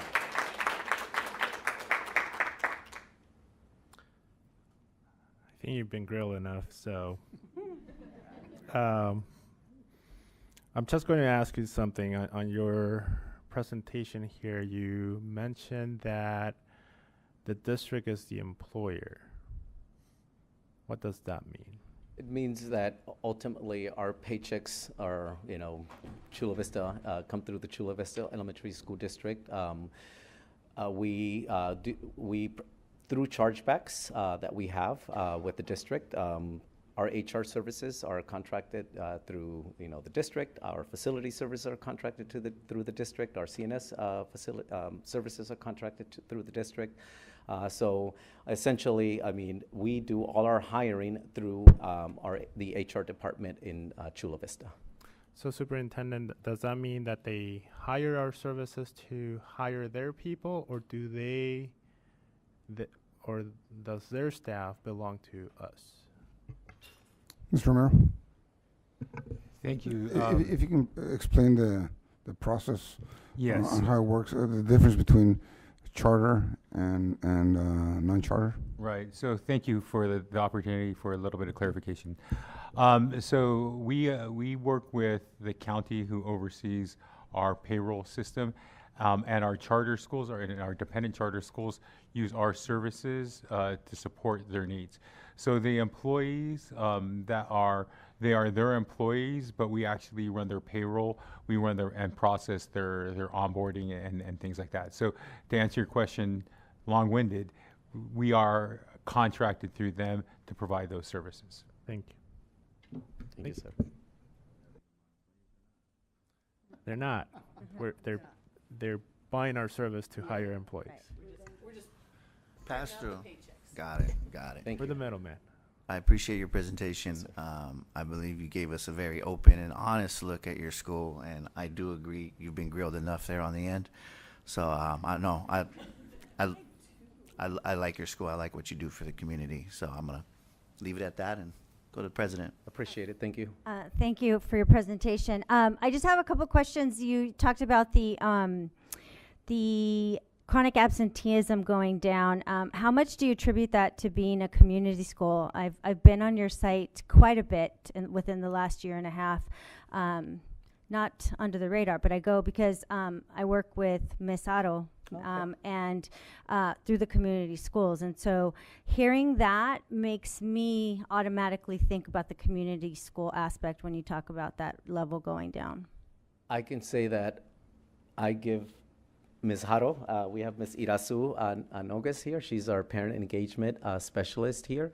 She's actually the one that made those phone calls, to all our families. So I attribute us reducing our chronic absenteeism probably about 80% to our community schools program. Our families are more engaged, not just by us being more open as a school, but through the professional development that we provide.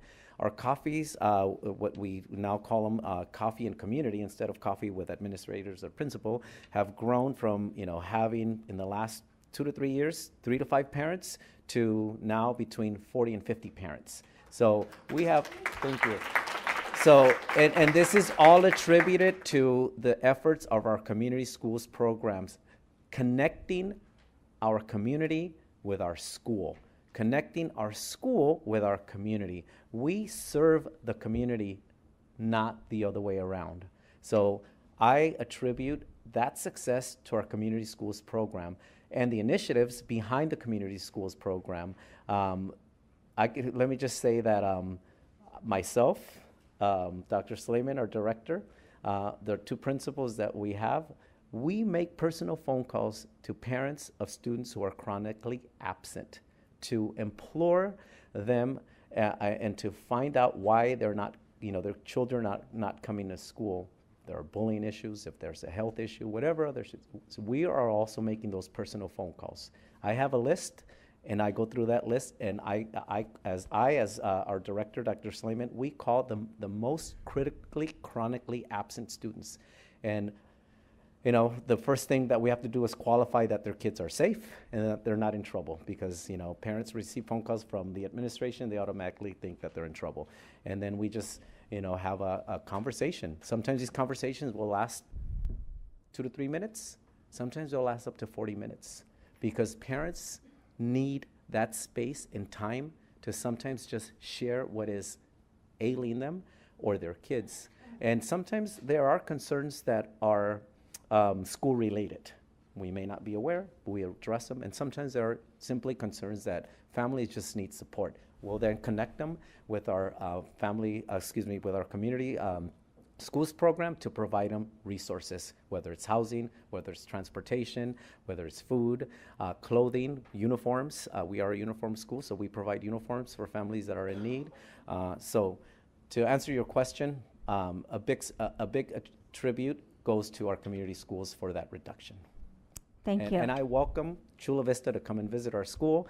We're also working with the County Office of Education to develop our community schools program into what's called a deep dive program, which would be a model community schools program that would be here in the County of San Diego. There aren't any model deep dive schools currently in the San Diego County. Thank you. Thank you. This is an Move to approve. information. It's an information item only. No, it's first reading approve.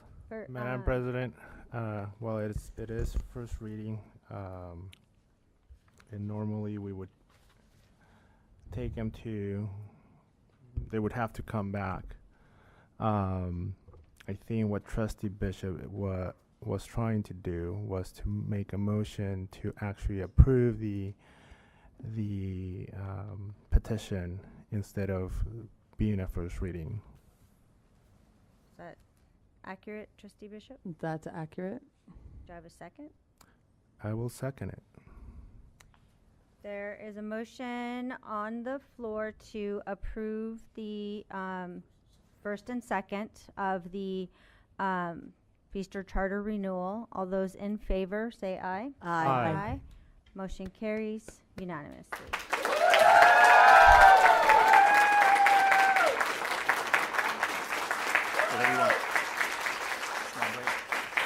I'd just like to say thank you,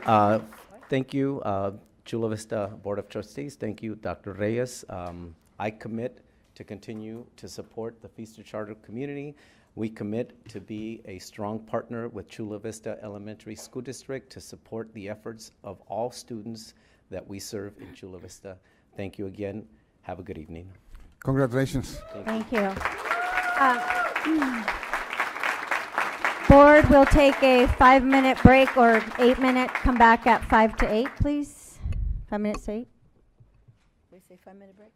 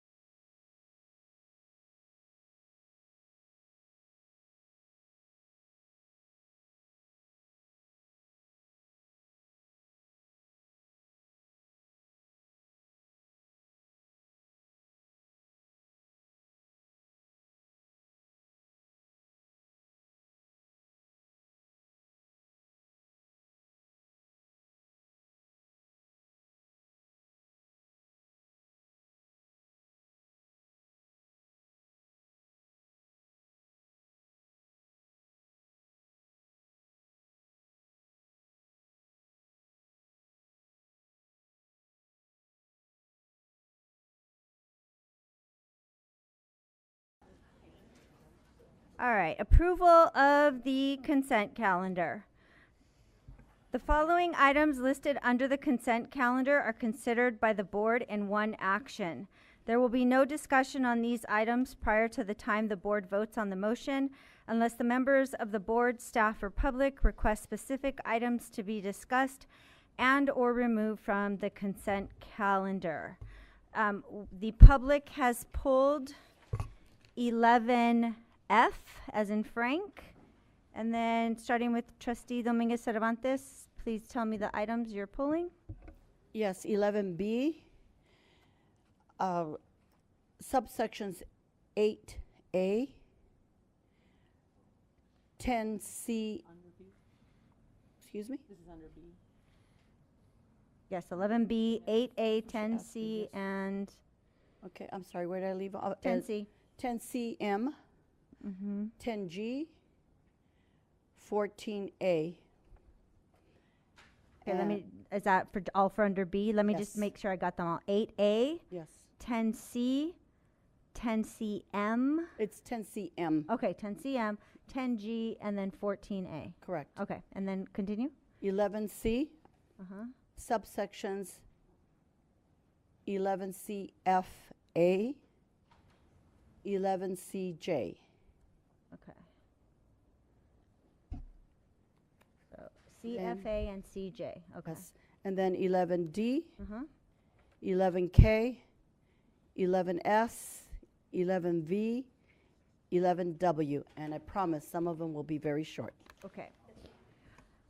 So far I have B with your subsections, C, 11C with your subsections, D, F, F is the public, K, S, V, and W. V is in, yes, V is in Okay. Victor W. Any others? Yes, can I pull J, please? Consent calendar, what consent calendar? Okay, any others?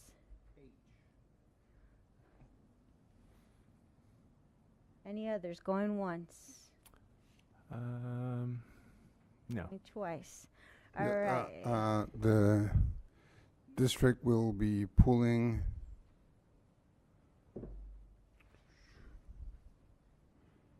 give me a second. X. To remove or pull? To remove, I'm sorry. Okay, remove. 11X. 11X. Okay, we have items, do I have a motion to approve the agenda minus 11B, C, D, F, H, J, K, S, V, W, and X? So moved. Do I have a second? Second. Moved by Trustee Bishop, seconded by Vice President Fernandez. All those in favor? Aye. All right, 11B subsection 8A. Yes. In this section, it's on page 58. It is incorrect to state that board consensus was given for the 2 minutes given to each speaker. And in fact, on the video, I can be heard asking why 2 minutes, and then I'm cut off. You can check the video from October the 9th at mark 3:33:24 to 3:33:33. My quick question, consensus or unanimity was listed? Consensus. Okay. So where's the change? There was no consensus. It was just changed. The majority voted, so it is it's consensus. It's just not unanimous. Could you check the video, please, though? No, we can check the video, but if they all vote, it's consensus, it's majority, but it's not unanimous because it wasn't all of you. No, but we didn't even vote. Check the video. If you check the video. It's the president's consent, so. But it says, but if you read the introduction, it says with board consent. The introduction. And did you all consent? Yeah, we'll check the video. Yes, We'll please. check the video. Okay, and, Question, if the video is, what is the rewording that you would like to have instead of that, so that when we do check the video, we know what to do? I don't know how that works, President Ugarte, because there was no vote I don't know how that works. I don't know what happens Okay, there. upon checking the video, if, and we can move the item once we get all of B done, it can be changed to, Chair. the president, without objection, the president made the motion, or, determined to, change the time to 2 minutes. We'll check the video. Thank you. Okay, 10 CM. Yes, it's important to me that on page 60, in regards to the Solis group and the Stapleton group, when I specifically asked, when we hire a union company, we still have to hire another entity to monitor them, that they are paying their employees correctly? That was my question. Mark Pong responded, yes. I said, doesn't that build cost on top of cost? Mark Pong said, yes. I said, thank you. I think it's important to capture that piece of information, please. And it can be, it's on the video mark 429:11 to 437:53. Thank you. Okay, and then 10G. On under B, 10G under B is what, or- It's Hanover. Wait a second, let me pull my 10G, yes. I wanted just to thank the district for sending an amazing notice to the parents, notifying that that Hanover survey was going out and that they had the option to opt out, and I really appreciate that. The parents appreciate that, and I just wanted to thank you on that one. and then, so is that all the items for B? Because I wrote something down. Did I get all- 14A 14A, sorry. Okay. would be under general information items and reports.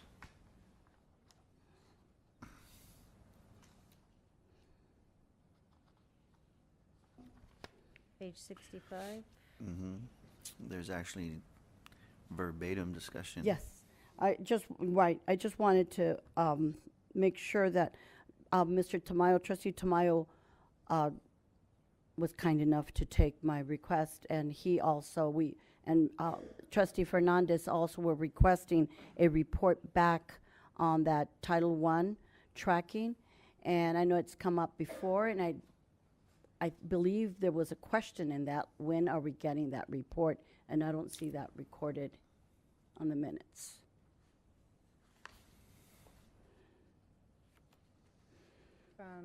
From the video, so you're saying that there was something that wasn't accurately captured Right, in I that. just want us to make sure that that it's documented that we are requesting information on the Title I money, how much is left on the table, like Trustee Fernandez also called out, Trustee Tamayo and myself.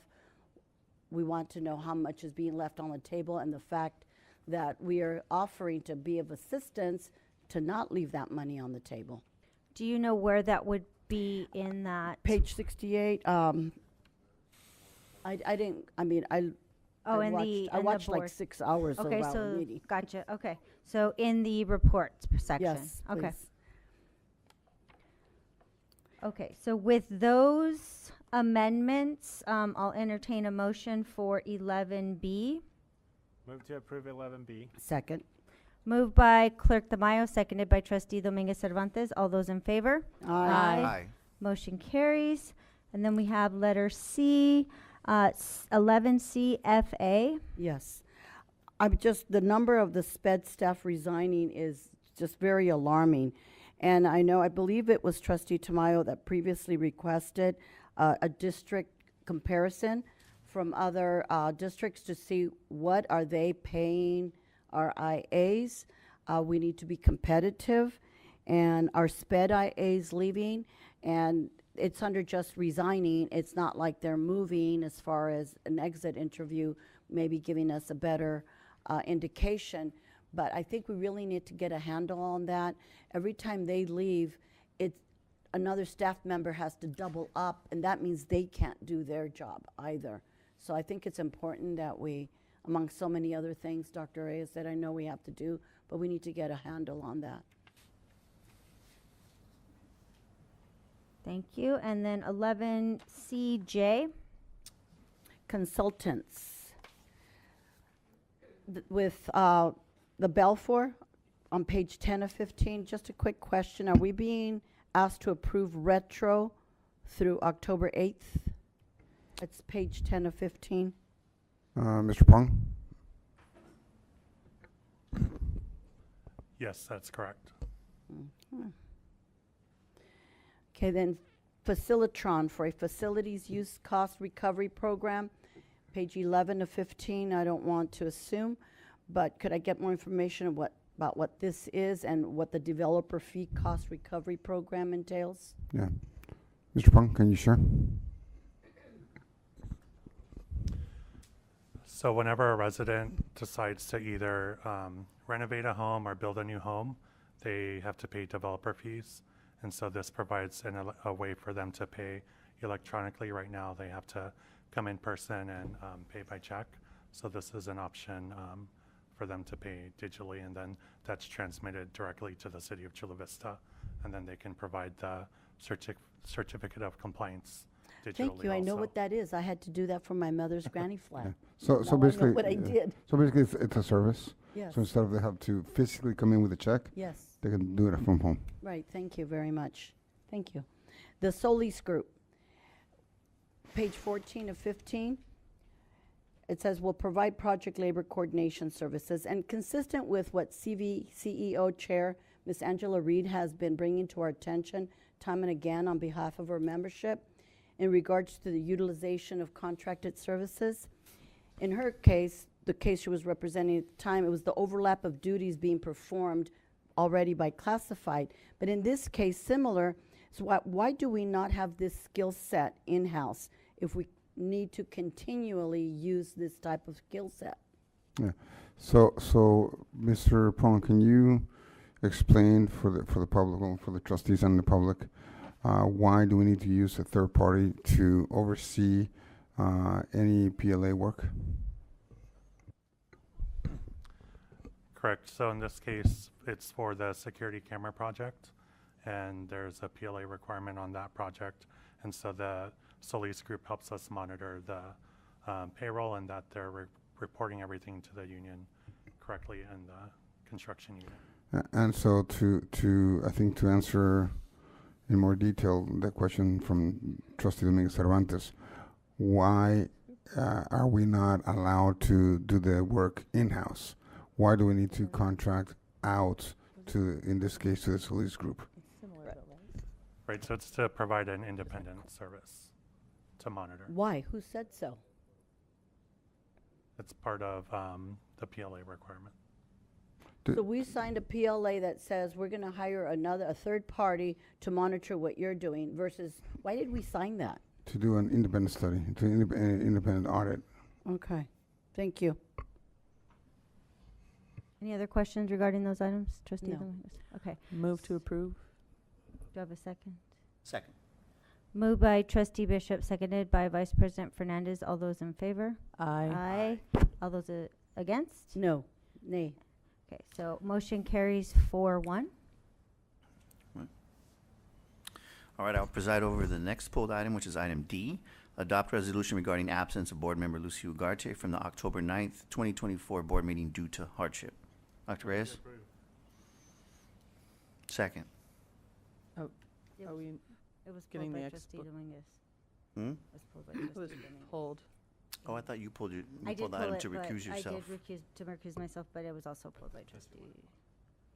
Trustee Dominguez Cervantes, if you would. Being consistent with my position, Of course. I do not agree to receive the stipend if we're not present to serve. I understand people have their reasons, but that's my reason. Thank you. All right. It was motioned by Trustee Tamayo, seconded by myself. All those in favor? Aye. All those against? Nay. Motion carries 3-1. And my abstention. And Oh, Lucy's yeah. abstention, my apology. Right. President Ugarte's abstention. Thank you. Mhm. All right. All right, item 11F, approve the memorandum of understanding with National University Enlaces for full service community schools grant. We have one speaker before the board, Mary Davis.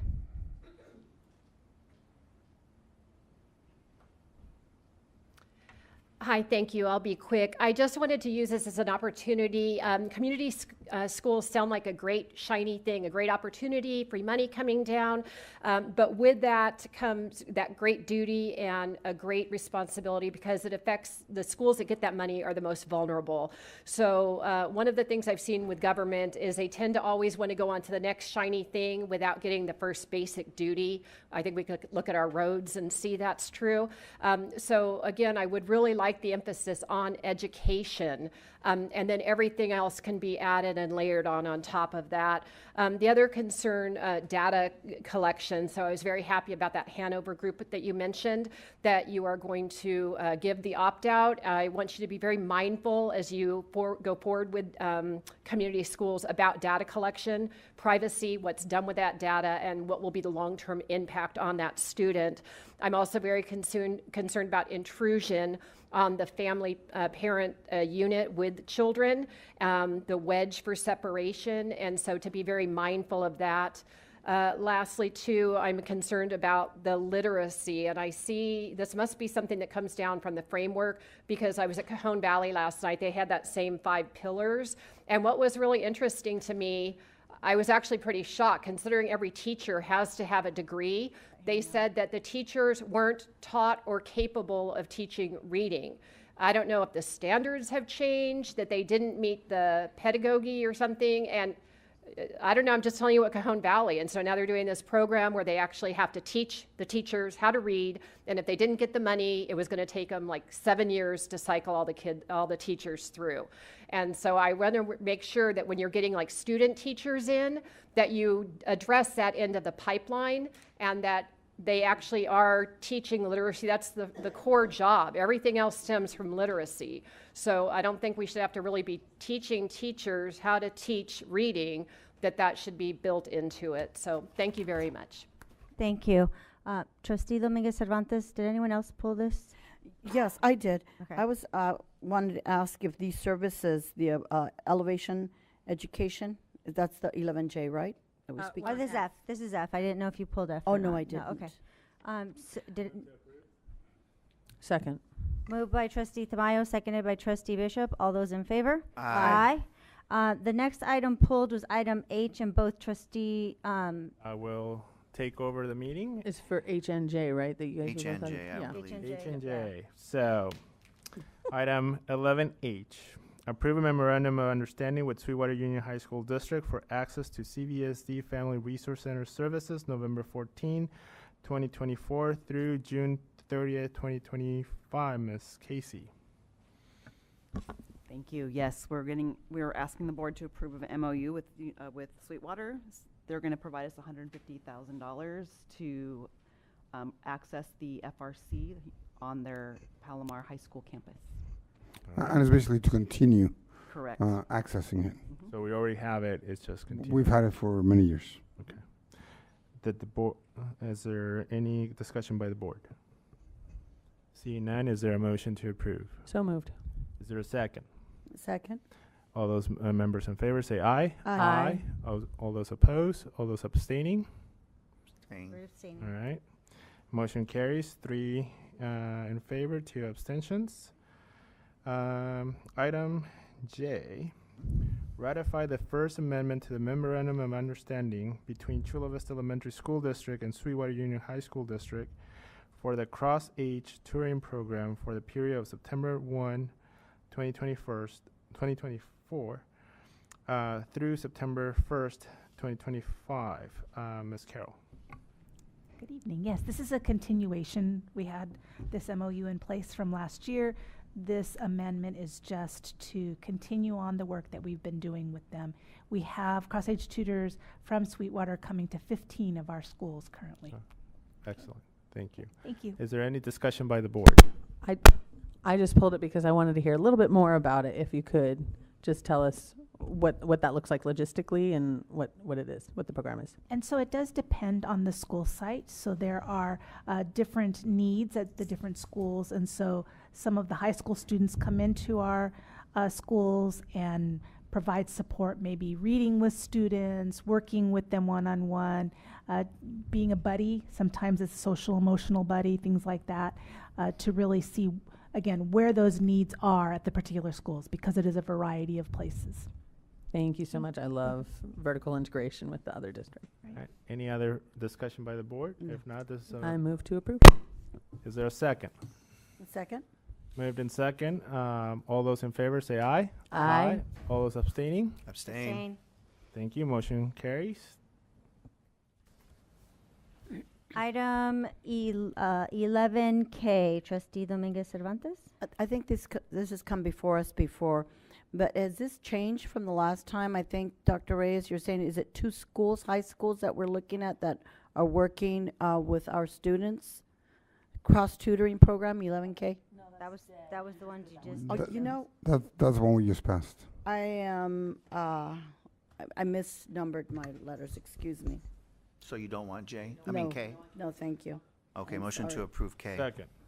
Moved by Vice President Fernandez, seconded by Clerk Tamayo. All those in favor? Aye. Motion carries unanimously. 11S. EV chargers. Utilization of Sourcewell contract. Site and license for Nuve Holding Corporation. Electric vehicle charging stations. No. I'm sorry, I have my numeration. Move to approve S. Okay, second. Second. Oh, Yes. Trustee Moved Bishop. by Clerk Tamayo, seconded by Trustee Bishop. All those in favor? Aye. Motion carries unanimously. 11V, Yes. Got that one right. the school services fiscal information for the period of December 2024 through November 2025. Yes, Dr. Reyes, this analysis that they provide on major legislation and updates from CDE, I haven't seen those reports. Could we be included in who do they send them to? To Mr. Pong. Oh, okay. So could you expand on the services that they provide? Yeah, School Services of California is a consulting agency up in Sacramento that advocates on behalf of all of school districts. They provide the governor's budget workshops and trainings for school districts. And then they also provide fiscal reports, which are usually attached under the business weekly update if they're applicable to the district. It's all related to fiscal money? It could be fiscal, new legislation, all types of items. All types of legislation, and that's what I was referring to. If we could have access to it, if you could forward to it, if it's something that, if it's easy enough for you to just send to us. Yeah, so what we can do is, we can do a couple of things. We can continue, if you could continue adding them to anything that relates to us or to education. If you can include it in the weekly updates, but also if there's, I know there's sometimes there's trainings or there's some informational meetings, if you can invite the board to see if they're interested in attending. I still get regular emails from them. Mhm. The latest one was like November 5th. I guess I was never put on that. You need to be part of that. Could you list, check sir, into that, trustee. so we can add Trustee Yes. Trustee Dominguez Cervantes? Okay. Thank you. Yes, I have a very long last name. Yes, thank you. Move to approve item Second. 11V. Moved by Clerk Tamayo, seconded by Trustee Bishop. All those in favor? Aye. Motion carries unanimously. 11W, the resolution, the utilization of Sourcewell contract, government LLC, International for Technology Catalog Solutions. Is that the right one? Do you have that, Delia? That was, no, CDW. No? Move that to was the school services. Oh, move to approve Move to 11W. approve. I'll second. Moved by Clerk Tamayo, seconded by Vice President Fernandez. All those in favor? Aye. Aye. Motion carries unanimously, and we removed X was X. removed. Don't Okay. have to do anything. Oh, is That that is, it? at this time, I would like to welcome Mr. Romero to announce any newly hired or promoted employees. Thank you. Let me get to that section.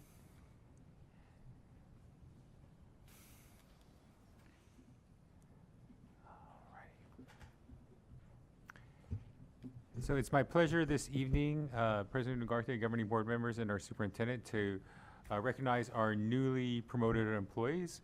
We have Elvira Alvarez, who is now an instructional assistant for our special education department.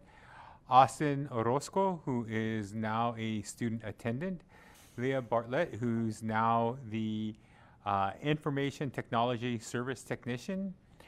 Julie Cockrum, who's now a child nutrition service program manager. Shannon Coronado, library media technician.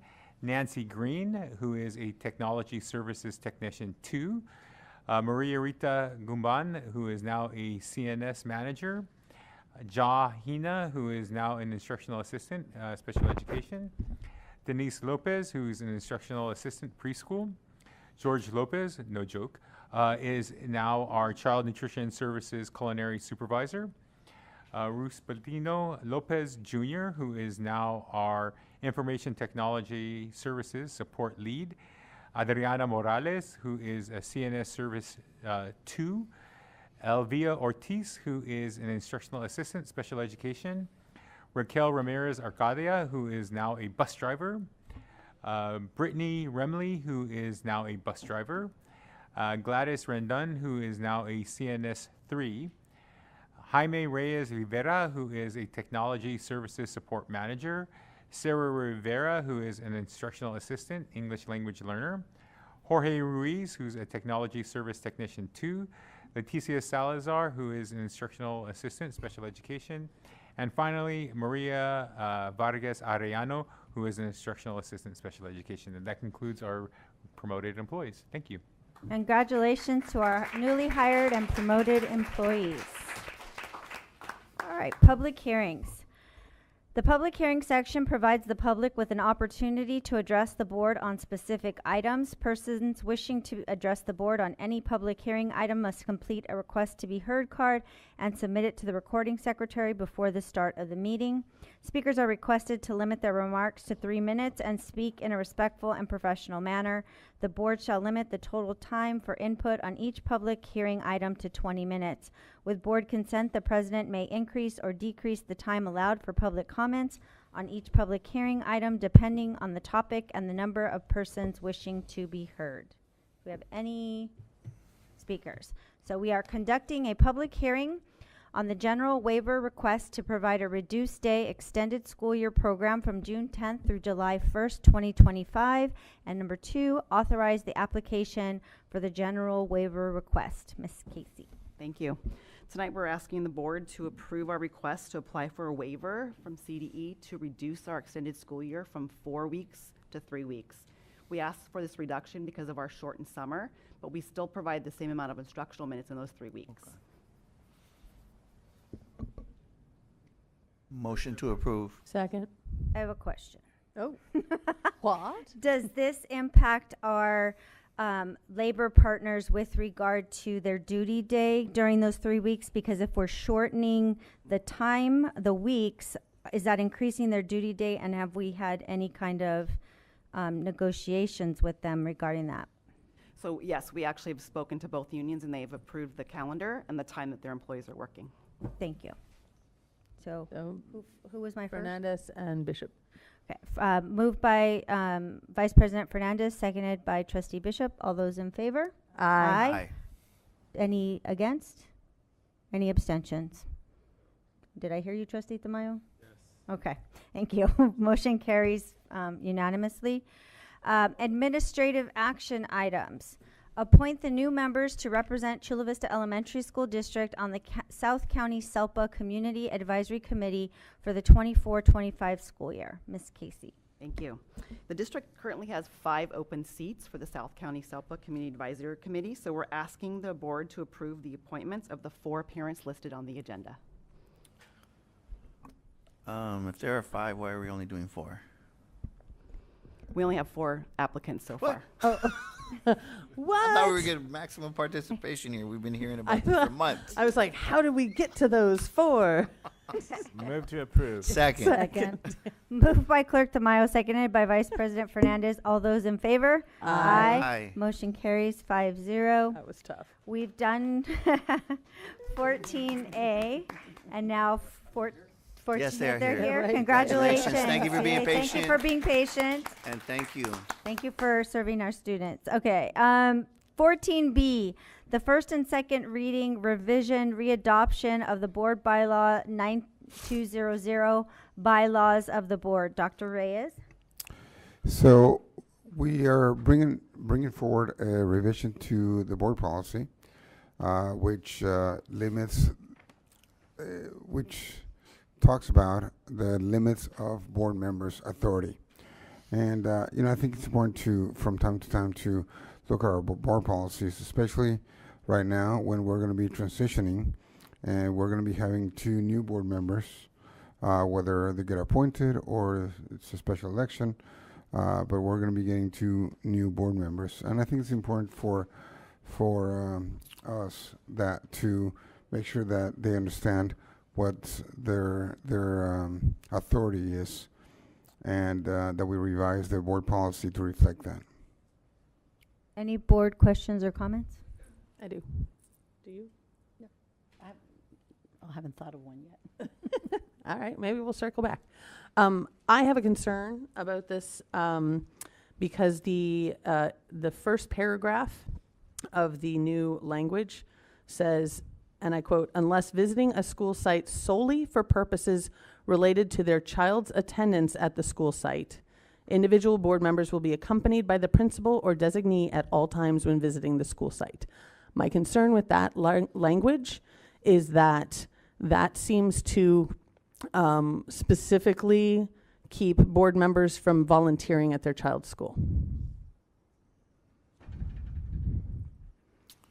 For example, I am the book fair chair at Clearview Elementary School. When I am at the school as the book fair chair in that position, I am not accompanied by the principal or a designee in the process of doing the work that I'm doing as the book fair chair. Therefore, I believe that this language would exclude a board member from doing volunteer work on the campus. And that is a concern to me. Madam Chair, if I may. Yes. As part of the committee that reviews policy, and I think your concern is addressed in the 3rd paragraph, that as individual board members, even though we are parents and we are community members, the hat of a board member is never taken off. We can say that we're parents, we can say we're volunteers, but to the school, to the principal, to the teachers, we're always a board member, and that appearance we cannot take off. So there's this, if you must, restriction that we have to place on ourselves, and be mindful that that perception exists when we go and visit schools. And I love to volunteer, and I would love to volunteer at schools, but at the same time, I know that when I go to a school, that school takes special measures to make sure that I have all the information and gets distracted from the day-to-day activities. So that's why this is here. It's not intended to isolate necessarily anyone, but I think that it's important for us as board members, when we chose to be a board member, to understand that that carries additional weight. And that's why it's there, and that's why the committee is proposing it. I just could not disagree more that we, when we become a school board member, are no longer members of the community and no longer have the, excuse me, no longer have the ability or intent to do community work within the community or on behalf of our children's schools. I think that that is, I mean, I understand that, yes, when I am running a book fair, I also have a school board hat on, well, had a school board hat on, and people very occasionally would come and ask me questions about the school district when I wasn't completely overwhelmed with long lines of people buying books. But I think that this is a dangerous precedent to set, because I think that we should be encouraging parents with a service-oriented personality with who want to serve our school board. I feel that this specifically holds them at arm's length. There are other things that we do as a district that discourage people who are service-oriented from serving on the school board, and I think that this particular language is just a nail in that coffin, and I really, really strenuously object to keeping school board members from doing volunteer work on campuses. One of the things that I did when we were open again after the COVID shutdown, we were open again, and I had a teacher come to my office hours and say, I'm overwhelmed in my classroom because we can't have volunteers in our classroom right now. And can you come and volunteer in my classroom so you can see what it's like to be there? And I went and volunteered in the classroom as partially as a way of me seeing what it was like. So it was me getting to view the work that she was doing, but also I was volunteering in a classroom. I did not have the principal with me while I was doing that. I just feel like most of this language is like this is the Kate Bishop rule, all getting added into this, and I find it pretty abhorrent personally. May I speak?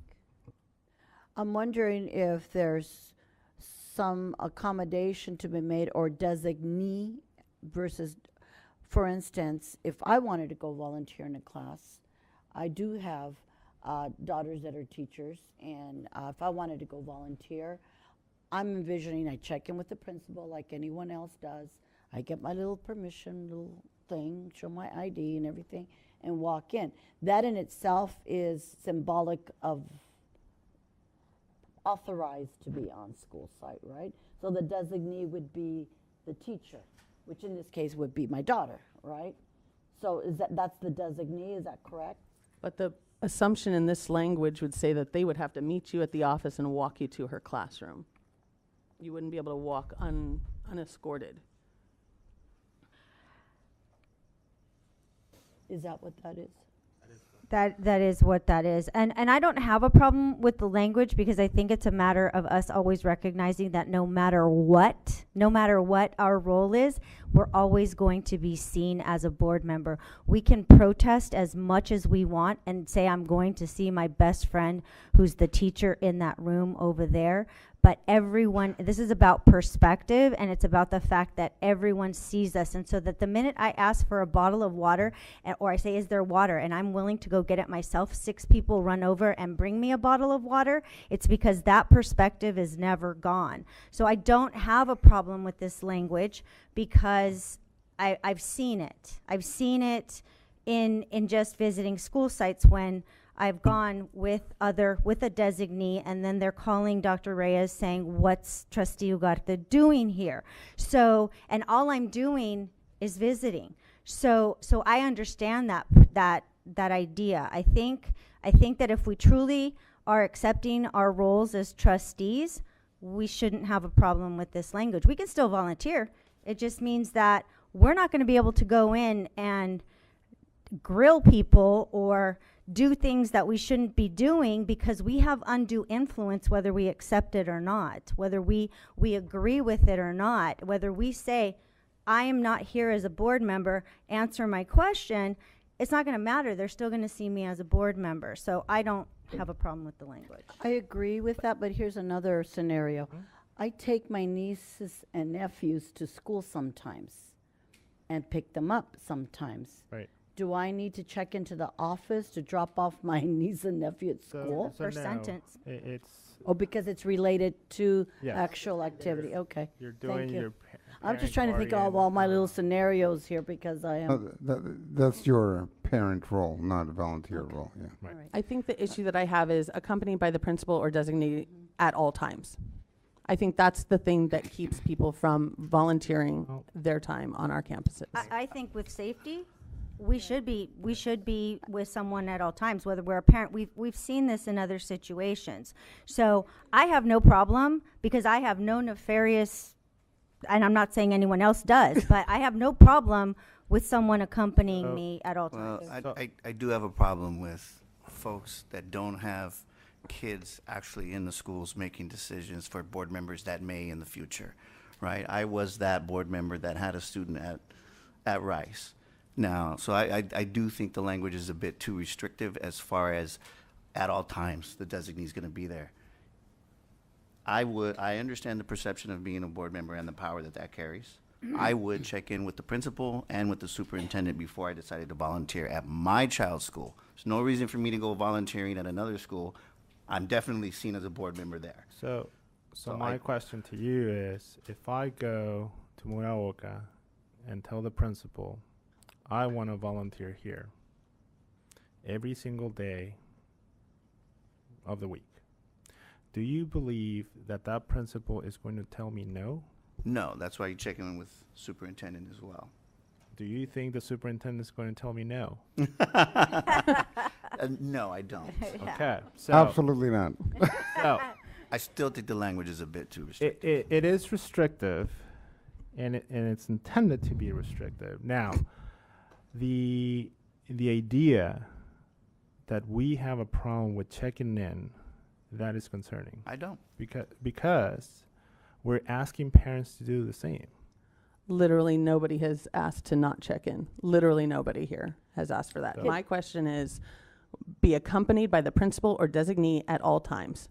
That's the issue that I have, because that would supersede the volunteer work that I have experienced doing on a campus as a book fair chair, or as I've volunteered in other capacities. But the book fair one is very clearly designated. I am there for like a week and a half, coming in the morning, and I'm there all day setting stuff up with teams of volunteers. So the idea that I have to have somebody babysitting me because I'm a board member, it is frustrating to hear. And again, this is hypothetical for the future. I'm trying to protect future board members that come from a volunteering perspective, because I would love to see more PTA moms PTA moms and dads run for and win a board position. I think it's important to have that kind of representation on this board. And I feel this specifically is keeping future people who want to still be involved in their kids' experience of their school, because let's be real, parent volunteers create the community on the school sites. The family dynamic is very largely impacted by parent involvement, and we've all talked about this over and over again. So the idea that we are going to keep anybody that comes from volunteering and wants to continue to volunteer, keep them from holding a seat of power, is, to me, that's what I have the issue with. So if I'm doing this, I would move to strike the language that says accompanied by the principal or designee at all times when visiting the school site. Trustee Ugarte, if I may. So I think it's important to understand that the districts, we want folks that are parents, that are PTA volunteers, that are participate in schools, absolutely, to try to become a board member. Now, having said that, we also need to understand that the hats change. As we come into a new role, it's a new role. So if what we want to do is volunteer, Great, let's be volunteers. If we want to be a board member, that's to create policy. That's to create policy. You know, board members create policies. And so the whole idea is to limit, it's exactly as it reads, absolutely. To limit the board members' authority where they need to understand, board member trustees, as new ones come in, they need to understand that, and I think Trustee Tamayo said it very well, anybody goes into a school, anybody walks into the district office, they are not going to be treated as a volunteer. They're going to be treated as a trustee that holds a lot of power, that have each one of you has a vote and a say on people's careers, on whether or not they get hired or rehired or fired or promoted. That's the power that trustees have. And so absolutely, they're going to be treated in a very different way. So it is important to understand that the limiting the authority, this is exactly what it should be. The trustee is to create policies, and so I understand that folks might take it on a personal level, but this policy is not.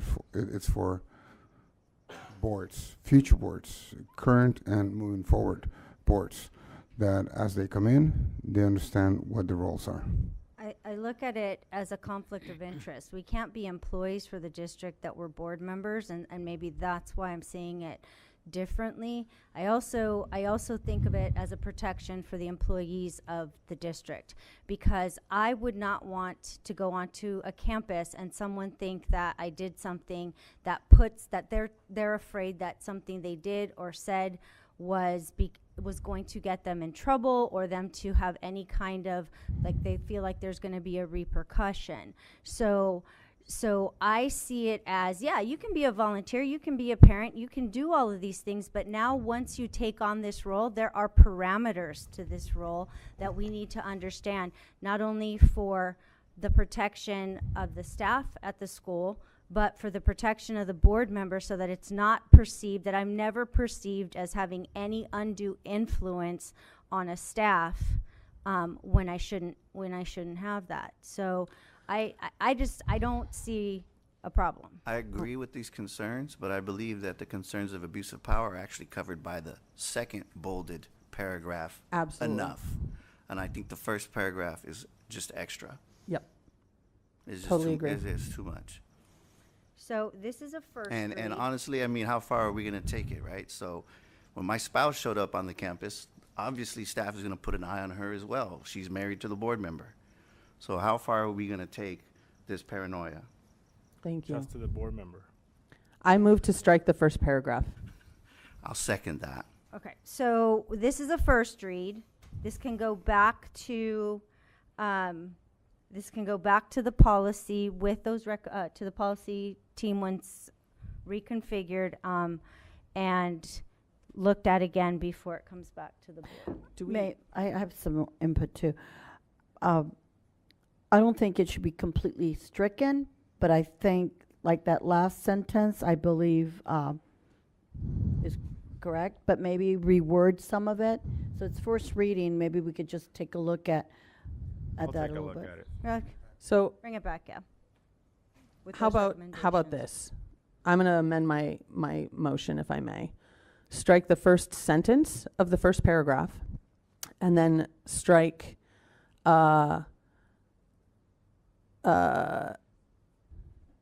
direct the principal or designee to allow them to navigate the campus unattended or.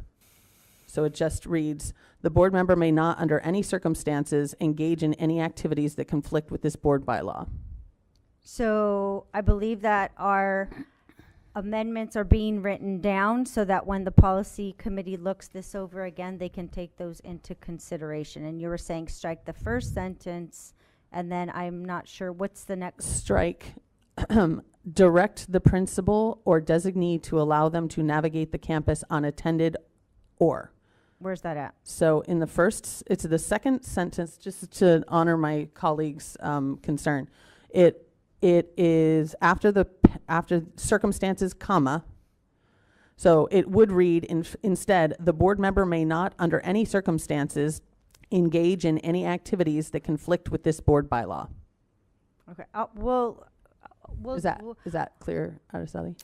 Okay, So great, thank you. Araceli took notes. What we can do, President Ugarte, is we'll review the notes that Araceli has taken, and I'll meet with the board policy committee and then bring it back next meeting. Thank you. Okay.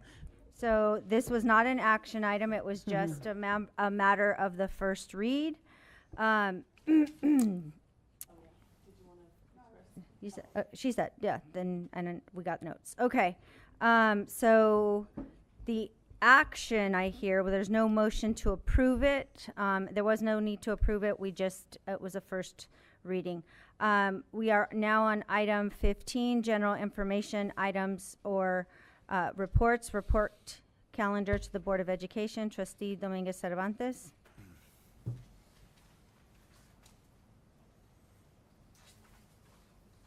I mentioned earlier the number of IAs, most especially SPED staff, that is alarming. I just wanted to make sure it did get recorded as a report that we want, that was requested previously. Yes, and I think from now on, I'm going to ask for a due date. Give me a date so I know when to expect it, so I don't keep bugging you. And then if you tell me 6 months, I'll say absolutely not. So like tomorrow. The report on the IAs, Ms. Romero, not this Friday, but the next Friday update. Would that be sufficient? The comparison, the what? Salary comparison? Yes, the salary comparison. You know, why our IAs are leaving. I have to think it's that with possibly combined with the issues we're having, that they're not completely trained of de-escalation behavior issues. So I want to find out what it is, but I know that pay is a big factor. I want to see what it is. I'd like to add on to that just the number of vacancies we have in that position as well. So the comparison of the salaries, because I know a comparison already in my head, so I just would like to see how many vacancies we have. 28. Okay, well that was off the top of his head. Pretty good. Just off the top here. My biggest challenge. Yeah. 750 IAs that we have, and I guarantee you, most of them are due for $25 an hour at McDonald's. Which is my term, right? That I always say, are we going to price match McDonald's ever?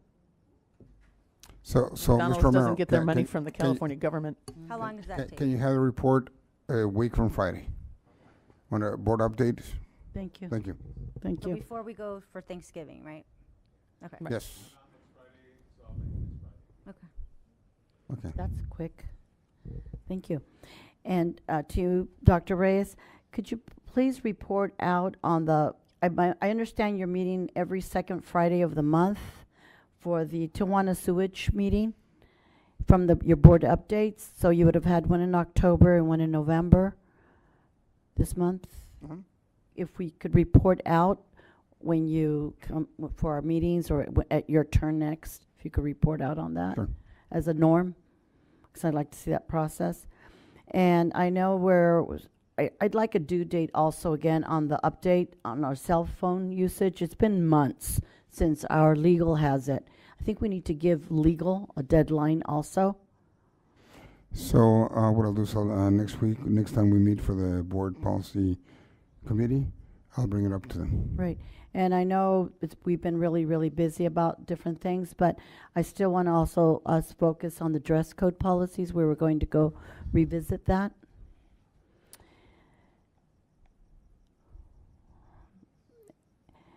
And number 4, with the behavior issues dominating so much of our staff's time, I want to see a report that's tracking that all our staff has received these de-escalation trainings, the behavior safety plans. It's urgent. teachers and our classified staff, our paraprofessionals, they're at wit's end. Yeah, is that, Sharon, is that under you?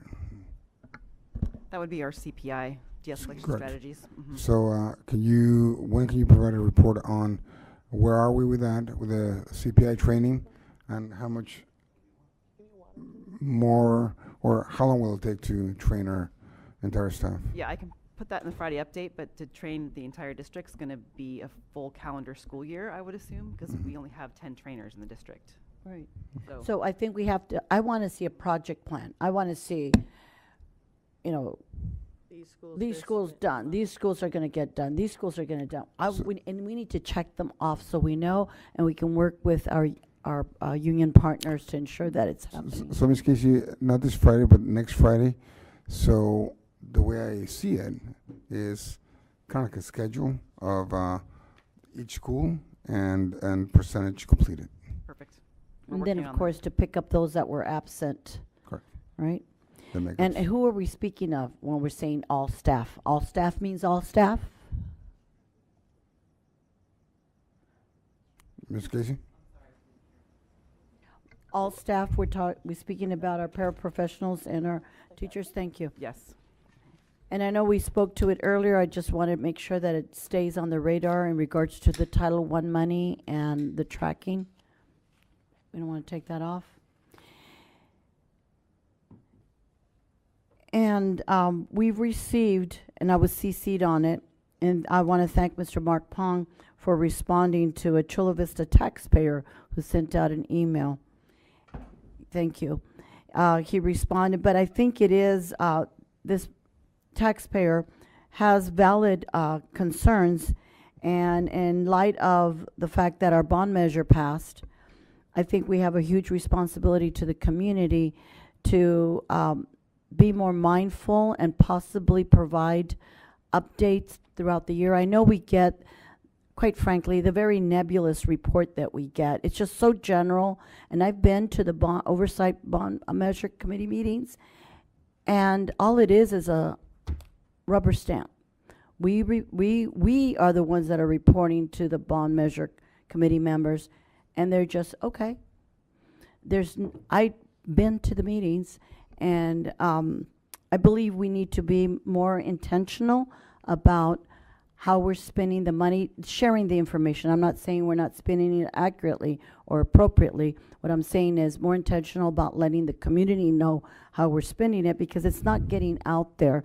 And I know we have an urgency tiered process, and I don't know that it's still in place, but when something happens at a school site, they put in, okay, a request to get something fixed, correct? And there's a sense of urgency, and there's like a number. How's that happening? How do things Mr. get Martinez? fixed? Thank you, Dr. Reyes. So the question is, how does it get fixed, Trustee Yes. Dominguez? So, for example, there's an issue at a school site, let's say a broken window or a burst pipe or something else. How's that addressed? Absolutely. So the first thing, the custodian or the operational supervisor will write a work order, and that work order will be sent to facilities, and it will get fixed almost immediately. Priority is safety first. So when our maintenance staff see our work orders in the morning, they will address immediate safety issues immediately, and we'll work it down that tier system. Okay, so, and this is connected to the bond measure report that I'm looking for. I'm trying to develop what it is that the report will look like. So when we have holes in our slides, that's a safety issue. So putting rope around it or hammering some piece of board over it, that's not how to fix it. So what happens there? My point behind it all is that I just don't see how bond measures is the only way we get things fixed.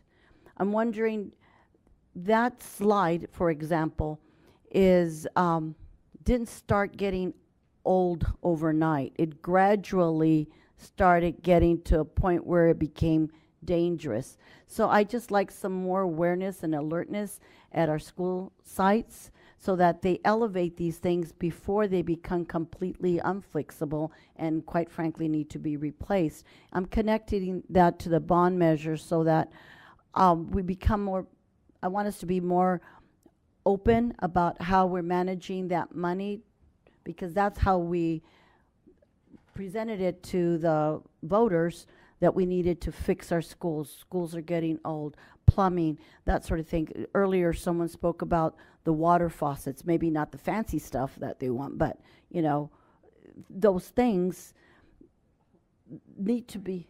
Sorry, I didn't mean to scoff. I just feel like filtered water isn't fancy. No, but she's talking about this. That's not, thank you. But the point being is, we're not monitoring these things well enough, and I think we could do better, and I'm really happy that Mr. Giovannim is going to be on board, got on board here to keep a closer eye on it and to help us protect our bond measure and spend it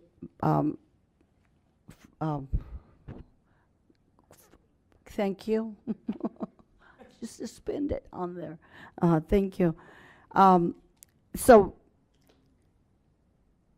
the urgency tiered process, if we can relook at that and also ensure that our custodians actually do it, because our custodians are one person, and if they're running around or absent and don't have enough time to get to it, then it's all on that custodian's shoulders, and they've got, 50 classrooms to take a look at? That's a lot. So I think it just, if you could relook at that whole process on where we need to pick up the slack so that everyone, all our staff feel supported and are supported, that it doesn't just lie on one. Does a principal get involved at all, or does it just all lie on the custodian? So it's a team effort. Absolutely, the principal is the person that is in charge of their school. And so, however, depending on what the issue is, sometimes it can be taken care of in-house, meaning the custodian can take care of the issue. Sometimes, other times, they rely on the homeowner's departments, where they will analyze what the issue is, and sometimes we have it can be done in-house, so our maintenance workers, folks, can take care of it, and sometimes they can't, and sometimes we have to contract out. Sometimes, we have situations where it's an emergency situation, like a flooding over the weekend, where we're not going to be able to have the staff to take care of it, so we'll contract out to make sure that they go in and take care of it. So it just varies, the situation, but like you said, the priority is safety. Second is things that would stop instruction. So, for example, leaky roof will stop instruction. Plumbing can stop instruction. So those things would be priorities. So do all our schools have filtered water? No. So, and have we done the water testing? So we have, Mr. Pong? Or Homanim, I'm sorry. Absolutely. So we're working on vending out or getting our contractors to look at exactly what is tested for. So there's many things that we can test for. So we're looking at a contractor that's going to come in and come in and give us a sample. Absolutely, a comprehensive sample. What's our deadline on that? It can be within the next 30 days. So you think our next board meeting will have an update on that? Absolutely. Okay. I'm hoping our kids can start drinking filtered water. So for example, for the filtered water, one of the things that we need to be able to do is we need to be able to see if we do that as a site, a district, or part of a modernizing project. If some schools may not have the infrastructure, sometimes we would have to put in the infrastructure. So it really varies from site to site. Right, and that's very important because our west side schools are so old that if any school doesn't have the infrastructure, it's probably going to be those schools. And so we need to make sure that they're not lost in the shuffle here. Thank you. And the next one, last one, the rigorous learning project plan. I'd like to see what the plan looks like with target dates and a defined plan as to what's supposed to happen at which point. It's a 5-year, but 5 years is going to be here real soon. And before we know it, so I would like to see what our master plan looks like and a project plan with dates, and possibly have a presentation so the community knows, along with the teachers, the training, everything that has to happen. Yeah, so we've had a couple of presentations so far. Right. Those are the initial presentations. We're planning to having a third presentation probably around February, because this is being built. So this year is the year when we are structuring the plan. Right. So hopefully around February we'll have another presentation where we have more detail in regards to the time structure. Right, that'll help our staff kind of have a vision of when things are supposed to happen, and us. Thank you. Any other board reports, calendars for Dr. Reyes or the cabinet? I had something, and I'm not going to be here, so it doesn't matter.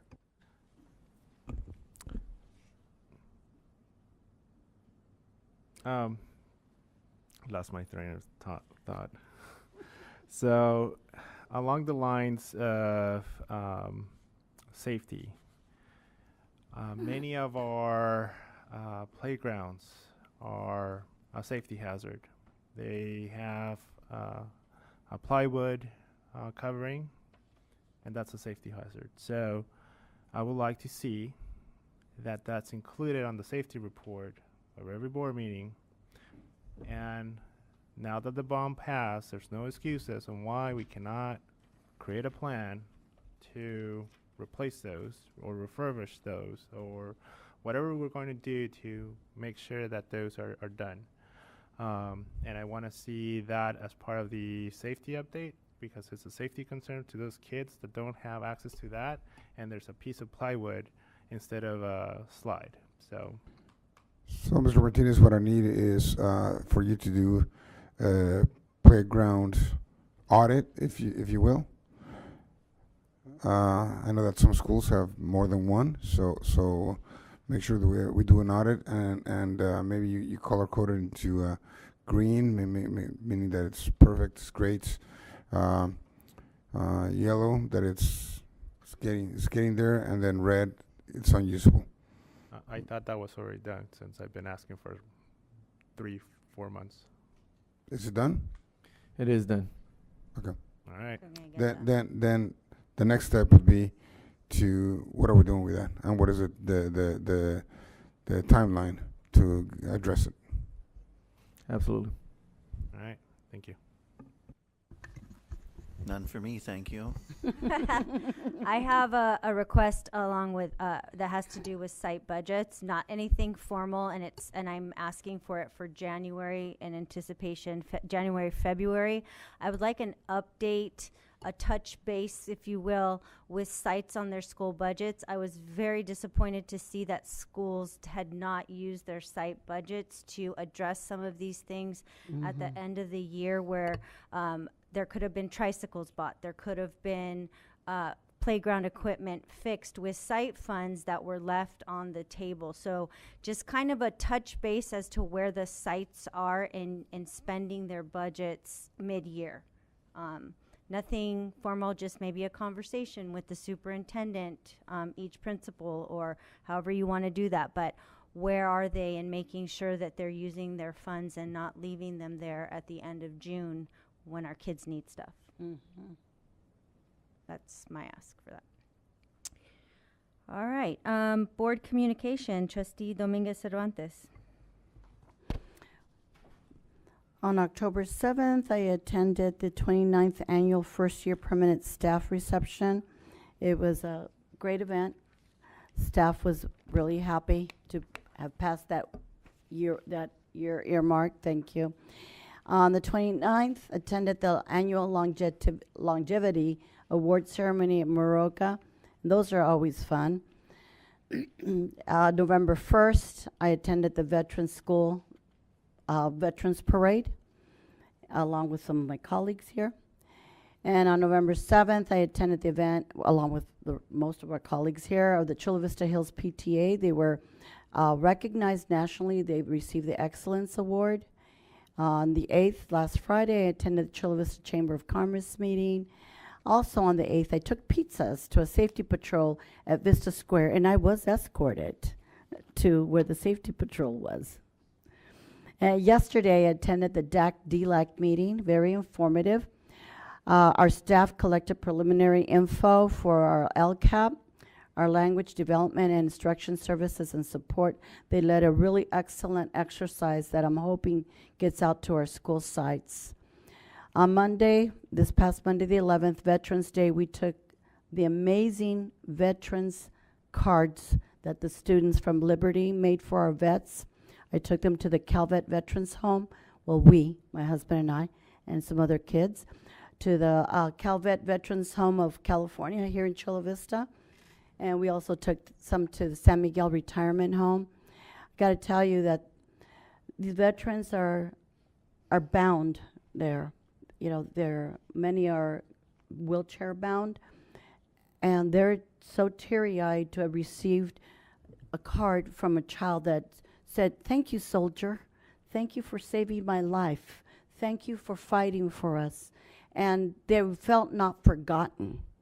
And couple of them actually asked, "Could you please take a picture with me with my card?" Because they were going to have the picture someone printed for them to put it in their room. We can't forget our veterans.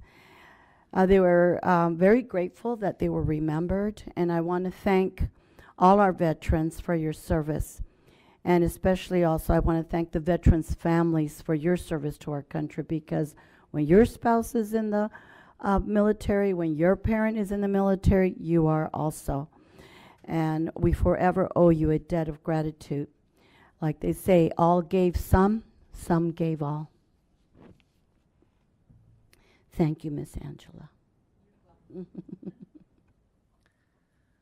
Okay, so to recap the things that I did, like kind of most of the stuff that you listed are things that I did as well. The permanent teachers, the Veterans Day Parade at Veterans. I also was able to visit Feaster. That was really informative and a great experience for me. I was also able to go to Hedden Camp to sit in with one of their RISE meetings, and that was really great. It's wonderful to see the way that these students of color are able to support each other and get the support from loving adults, and it was a really great experience. I also got to go to El Convivio at Sonia Sotomayor right after that. The longevity awards was lovely. I also, after the Veterans Day Parade, I ran over to go to the Dia de Muertos at Hedden Camp, and that was really incredible to see all of the great cultural presentations. It's wonderful to see kids really engaging in art, and it was really fun to watch. And then, what do I have left? Oh, the Chula Vista Hills PTA celebration, which was mentioned a couple of times already. I got to go to that as well. So, so those are the things that I got to do. I believe I'm still technically a board member until the 15th, right? So if you want to have me come and visit your school, I'm available.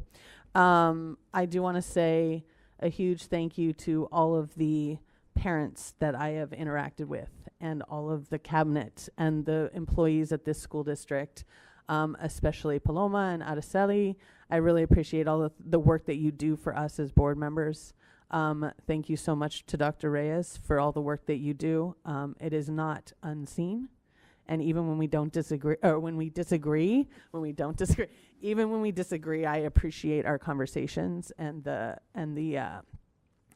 the respect that you have given my advocacy over the years. I appreciate that. Thank you to my fellow board members. Again, don't always agree, but I appreciate the work that you are doing. I appreciate, especially when you show up places, I think it really means a lot to the community. And I am, again, most of what I wanted to say I said earlier in the meeting, but I really appreciate the opportunity to give these 4 years of service to my district, and I look forward to a different way of supporting the district and the community. Thank you so much, and happy Native American History Month, and I hope you enjoy your Thanksgiving festivities with your families and friends. Trustee Tamayo? Thank you, Madam President. Didn't get to do much during this month. I was busy trying to win an election, so. But I do want to say thank you to CVE.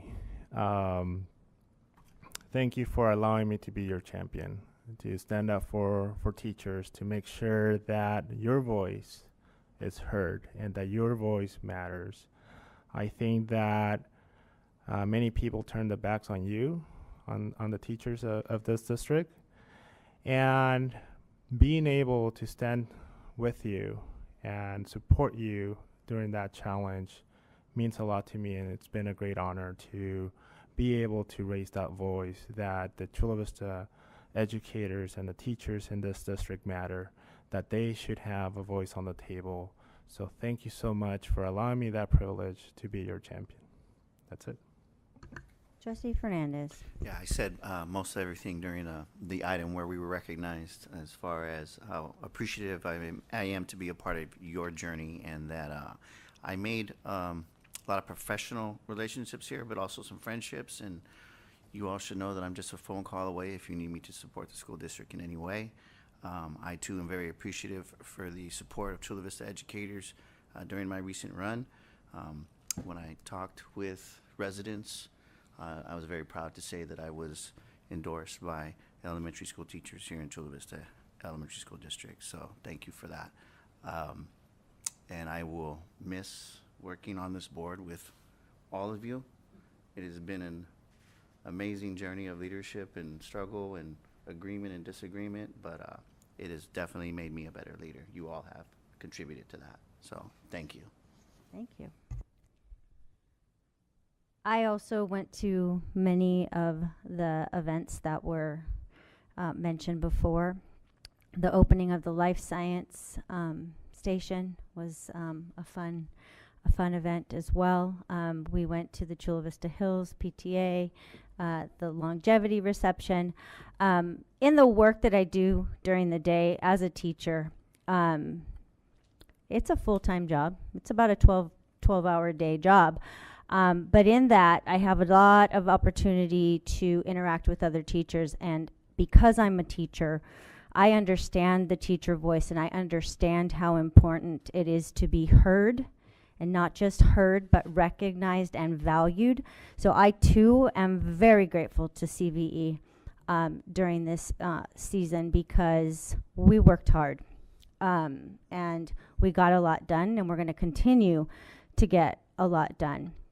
I do want to say, put a little shout out to Vanessa Avalos, the community schools coordinator, who at the very last minute was able to attend a community schools meeting with me and did an amazing job and connecting her from Palomar Elementary to possible potential schools in the secondary district. I think that connection is going to be very important as our feeder district begins to implement their community schools. And so a lot of miscommunication, but as soon as we were able to connect, she was able to, at a moment's notice, come with me and talk to parents in the community. So I appreciate that. And thank you to everyone out, bless you, everyone out there, the entire Chula Vista district, everyone here. I wish you a restful week of gratitude, because I hope that every day that's the way that I navigate the world with that gratitude. And again, especially my CVE people back there that pushed me and told me to do things that, you know, I needed to do this campaign. So thank you very much. With that, Dr. Reyes, it's your report. We got to you this time. I know. I move to adjourn.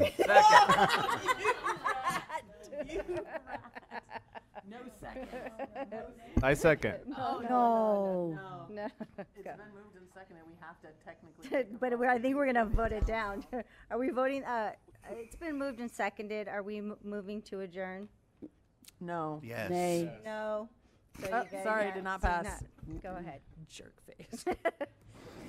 So, Trustee Fernandez, I was going to say nice things by you.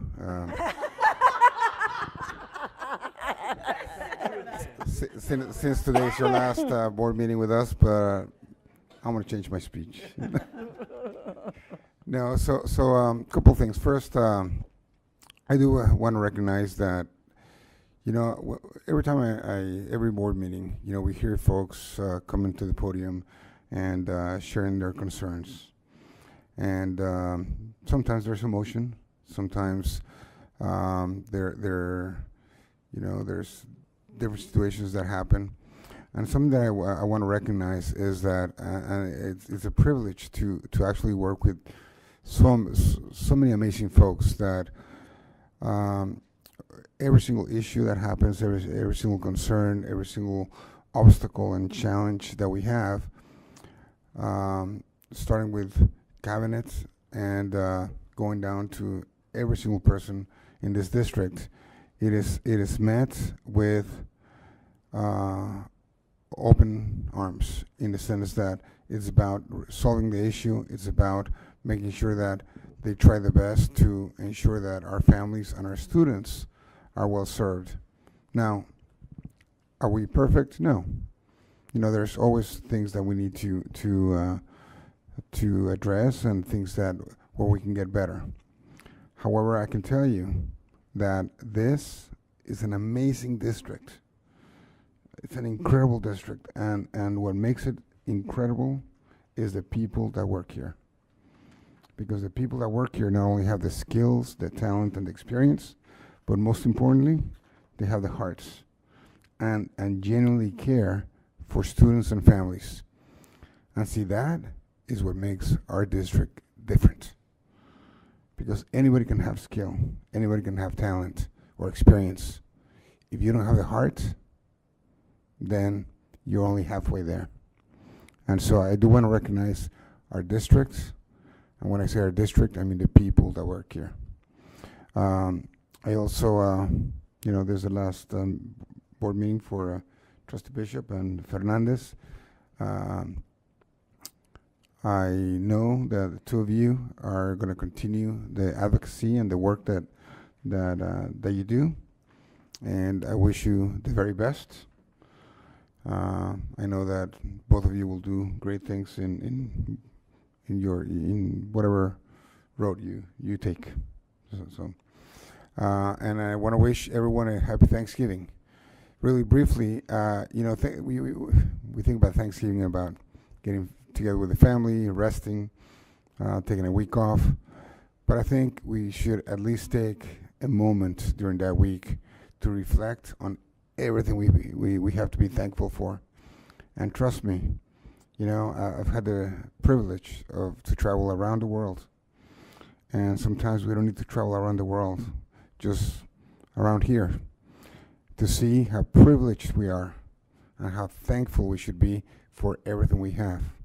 And so, wish you the very best. I hope you take time to rest, spend time with your family and loved ones, and also take some time to be thankful. Thank you. Thank you.